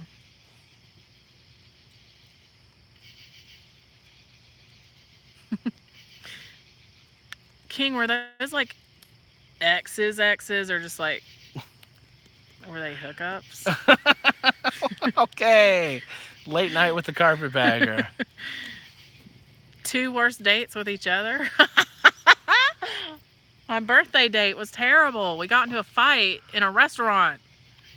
Remember that? When? Lulu's. Oh my gosh. Yeah. It was terrible. Not a good day. I complained that they had changed all the menu items, and I was like, this place, they got rid of everything good on their menu, and then she got mad. I don't know. Curmudgeony. I was acting like a... And I think it's Jared talking as the king. I don't think that we're talking about a robotic lion's dates. We're talking about Jared's. Worst thing to happen while on a road trip? Oh, I can answer that. Worst thing that ever happened on a road trip. I don't know if this is really a road trip, but I'd say it's so bad that I'm going to say it counts. We got off a plane from Mexico for my sister's wedding. Oh my gosh, worst. We were driving home, and we had made the mistake of we're wearing our shorts and t-shirt, and then I got a flat tire. February, when we were wearing shorts and t-shirts. So it was really cold, so we kept the car running to keep ourselves heated, so the battery died on the car. So we're waiting. We got roadside assistance coming. So we're freezing. We're shivering. We ordered a pizza. Ordered a pizza that we never got. We were on the side of the road, shivering, and this was like Atlanta traffic, so it's like a dangerous road. And then the phone rings, and it is the veterinarian. Our dog had been kenneled at the vet's office. Because he had diabetes. Because he has diabetes, so he needed someone that could give him his diabetes shot. Our dog had died while we were in Mexico. So we were sitting on the side of the road with a flat tire, a dead battery, freezing because we were in shorts. And then we got a call. And this was like at night. This was like 9 or 10 at night. We got a call from the vet telling us our dog had died. So literally, me, Christy, Anna, and James, all 4 of us are crying, like just sitting there. We wouldn't even speak. Like it was so upset we couldn't even like talk about it. We were just crying. Yeah, not like just silent tears. We're talking ugly cries. Yeah, like All of us four are very ugly dramatic, crying with you no know. no talking to each other, just crying. It was that dog, Petey. He is my heart. Like I loved him so much, and he's been gone now for 5 years, and I still get teary eyed when I think about him. Oh, I'm sorry, Becca. Yeah, I love our cats, and I love cats and dogs, but that dog, and we've had 2 dogs since then, Hmm. and both of them were hard to lose, but nothing like Petey. Nothing. That dog meant everything to me. It was everything. Well, and we had, It was a bad day. Yeah. We had Petey. Petey was we had Petey before we had Anna, so that was, so he had always been around for her, and he's his math. Oh gosh, you should post that, find that one picture and post on your Instagram. Of Annabelle and him. She would play outside with him, and he Yeah. was so big. It looked like it looked like her and this big red horse playing out in the yard together. Yeah, and he was very red. He was so pretty. He's really dark, this dark red color, and Robert, I feel the she same. It's loved hard to him. get another dog, but like Grandpa really needs that companionship while we're gone, and the last dog we got, we loved him. We cared about him, but he wasn't like he was 7. They said he was 7 years old when we adopted Turned out him. he could have been. They said he could have been 14 years old. Yeah, they said then when we found out he might be 14 actually, but they said he was 7. And in all fairness, on the outside he did not look 14. no, but... he didn't. But he had not been fixed until before we got him, and like a month before we got him at the shelter, and he must have been like an outside dog before because he never really. It's like he didn't like get being in the house. He hated it. He was scared of it. The floor, like he didn't like the way the floor felt on his feet, and he was just like, he felt like he was a dog that had never been properly socialized. He wasn't very affectionate. He was very nervous. He didn't like to play, and it was kind of sad. Obviously, my guess is he was probably a dog that had been chained up for freaking his entire life. Yeah. So we just didn't bond with him, and I know he didn't bond with us. Like, it's sad, but that's true. We kept him fed and warm and all that, but yeah, Skippy bonded with us though. Yeah, he was pretty sweet, buddy. He also, had his annoying parts, but he was an older dog, a senior, and then he died when he was attacked by a neighbor's pit bull. They've lovely, since then they've moved. I'm really glad they've moved. And just, FYI, it was in our yard. Pit bulls came into our yard and killed him. Yeah. He didn't leave our yard. He went outside. He didn't like to go out. He was the opposite. He didn't like to go outside, but no, he'd go out and do his business. He'd go outside, go to the bathroom, and come back in. And he went out, and he was jumped by 2 pit bulls and ripped apart. Yeah, it was really brutal. That was after he survived like $3,000 worth of ear surgery because he had a tumor. I'm not like even exaggerating. No, we put everything we had in that.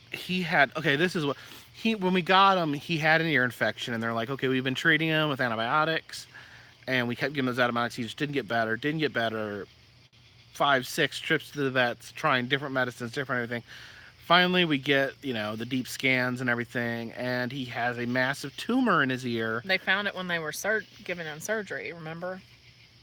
They found the tumor. It was wrapped around his brain, and they called us in the middle of it. Well, I thought they knew there was a tumor, and then they were going to remove it. They're going to have surgery. Actually, remember James was watching him, and he started half of his face started to droop, like he was having a stroke. Mm-hmm. And James took him to the vet. James is a major dog lover too. He's big dog lover. And that's when they found. I think that's when they found the tumor. And then he had the major surgery to remove the tumor, and they opened him up, and there was way more tumor. He had tumor from his ear up into his brain, down into his jaw to there. And the doctor called us. The vet called us, and he's like, "We got him on the table right now, opened up. There's all this cancer. There's all this cancer all through his head." He said, the doctor said, "I will spend the rest of my day cutting cancer out of this dog if that's what you want me to do, or I'll put him to sleep right now." And we said, "Please, please do what you can." And the vet did the surgery, was able to remove all of the cancer.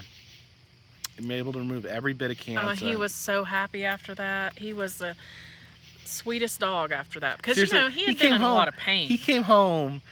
He got out of the car from this brain surgery, and he ran across the yard, jumped up, and ate a bee. Yep. And so, yeah, he was like, he could tell he felt better. Because he was just got that nasty tumor out of his ear. He was so happy. And the cancer never came back. And the doctor told us that likely, there was no way he would get all this cancer, that he could get it for now, but it would come back. He lived at least another year, right? Yeah, it was a year and a half, really. Year and a half, no cancer. And it was probably some of the happiest times of his life, because that's when he would hang out with Grandpa, and they'd sit on the porch together. Oh, Grandpa loved him so much. Like, it broke his heart in two, because, my grandmother never liked animals, but when my grandfather was a little kid, he loved animals. And her grandpa adores animals. Yeah, and we have six cats, and there's one cat, Pumpkin, that like he adores. That's like the only cat. He tolerates the other ones, but he loves Pumpkin. And before he goes to bed at night, he goes out to the porch and calls for her to make sure she's in. He has a special way he says her name that's like, it's funny. It's kind of like high pitched. He's like, Pumpkin! But, he's like this big, he's a really big guy, like 6 foot tall and 200 pounds, Even though he's 93, he's still a pretty massive dude. He's way taller than me.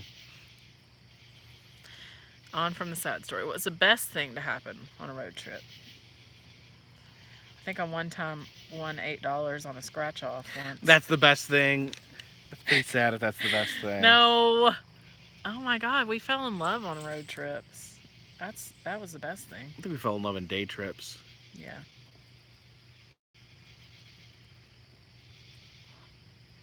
How do we meet Grandpa? Grandpa doesn't really understand the internets. I've been trying to talk Way Chris. to go, peddling Prince. I've been trying to talk to Christy about getting. You guys would love him. He 93 years old, but he can tell you stories from when he was a little boy. I mean, there's not one bit of dementia. There's not one bit of mostly where senility. He picked beans. Yeah. I mean, he very told us, Appalachian culture. Oh yeah, he told us like stories like he had 2 ox that worked on there's a small family farm. He had 2 ox named Rough and Ready, and he told us that he tried to ride one of the oxes when he was a kid, but their skin was too loose, so he kept sliding off. Webster stays inside, Megan, so we can't meet him right now. Plus, he's like super shy. We have 3 indoor cats, 3 outdoor cats. Or, yeah, 3 indoor cats. Yeah, he does tell good stories. The only thing is, it's just like when he's on the spot, he really, he don't know what to do. Probably our best chance would be just to get him talking and then start sneaking in the video, yeah. And he doesn't have anything against being on video. It's just that he'll freeze up because he doesn't know what to say. Sometimes if he has, this is really funny, like sometimes if he has something like important that he feels like everyone should know, he'd be like, can you go put that up on the Facebook? Like, he doesn't even know, he hardly knows what that means, but like he knows that like when you have something important happen, you got to go put it on Facebook. He does. And then he'll go, like, he gets a kick out of me showing him who liked it and who commented. Oh yeah, on yeah. it. Sometimes she'll take a picture of him with the cats or something and then put on Facebook, and then she shows him the comments and he gets a kick out of it. Oh, he loves it. He thinks it's great. Tori is his granddaughter too, the one that was in here. And she makes his life so happy. Like, she gets to be the granddaughter because, I lived with him and they raised me, but she'll just call out of the blue and ask how he is, and send him cards and send him mugs. I mean, she's the best granddaughter ever. Same age as me, almost. Not quite, but almost. Becca says my grandfather's name is... Bronislaus? Is he German? Didn't Becca say she was Polish? Oh, that's right. It's his first name. My grandpa's name is James. It's a little easier. James Brown. Shh, don't give out... Don't dox your grandpa. Probably shouldn't give out that kind of information, but, you know. Your mom's 95? Wow. Bronislaus Zielkowski. I was named after my my great grandfather Jacob, and Jacob's there was good. 3 brothers. It was Jacob, Rudolph, and Ludwig. Ludwig. Mm-hmm. They called him Uncle Ludi. It's a good thing you didn't get named Ludwig.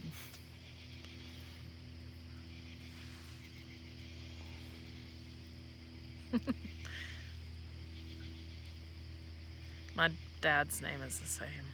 My brother's name is the same. My son's name is James, but it wasn't after my grandparents or it was my ex-husband's name. Shouldn't we have changed his name to Jacob when I... Probably. That would have been a little confusing to him at 7, though. Hey, Mesa. Hey, Macy. Oh, my favorite boy. Oh, you'll come to see me. You guys see the kitty cat? Look. He's my ginger kitty.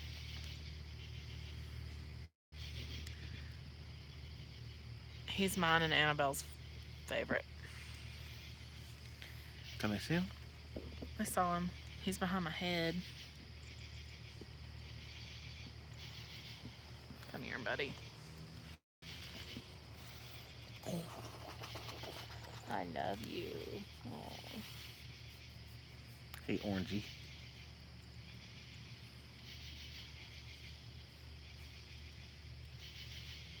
Isn't he sweet? Where are you going? Where do you think you're going? Wait a minute. Wait a minute. What are you doing? You almost caught him on fire. Have to give me a kiss. He reminds me of the sloth. He reminds me of that Lion King video. Yay, kitty bagger. Yes. Oh, there he is. Don't get your beautiful mane on fire, baby. He's dumb enough he would jump up on top of that. Don't call him dumb. Alright, he's dim enough. Your cats don't like to be loved on? Our cats like to be loved on selectively whenever they feel like different cats have different amounts of love they demand. He's more lovey-dovey, but he doesn't...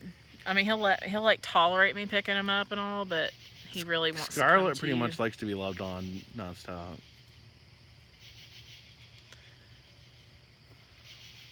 Uh-oh, you're getting tired. What time is it? It's 1 in the morning? Is it 1 already? It's 1 in the morning. Alright, maybe should we wrap this up? Maybe. I'm sorry that this wasn't so much about, you know, our storytelling. We need to get back in that habit. 10 here in Vegas? What? I think you meant 100, right? Did I make you yawn, Doris? I'm sorry. I think you said it's 10 o'clock in Vegas. Oh, 10 o'clock. Yeah, okay. Oh, that's the one time that o'clock would have come in handy. Telling ya. Jacob here, if he says, what time is such and such, and I'll be like 8, and he'll be like, o'clock? I don't know. It's just the tick I have. It's like, I don't like to say 12. I like to say 12 o'clock. I don't like to say 1. I like to say 1 o'clock. It So has sue been me. fun. Oh, thanks for coming back, Linda. Awesome. How long have we been streaming? 195 minutes. We got fireflies, yes. Alright, well, we love you guys. Thank you so much. Yeah. This one's in the bag. Bye.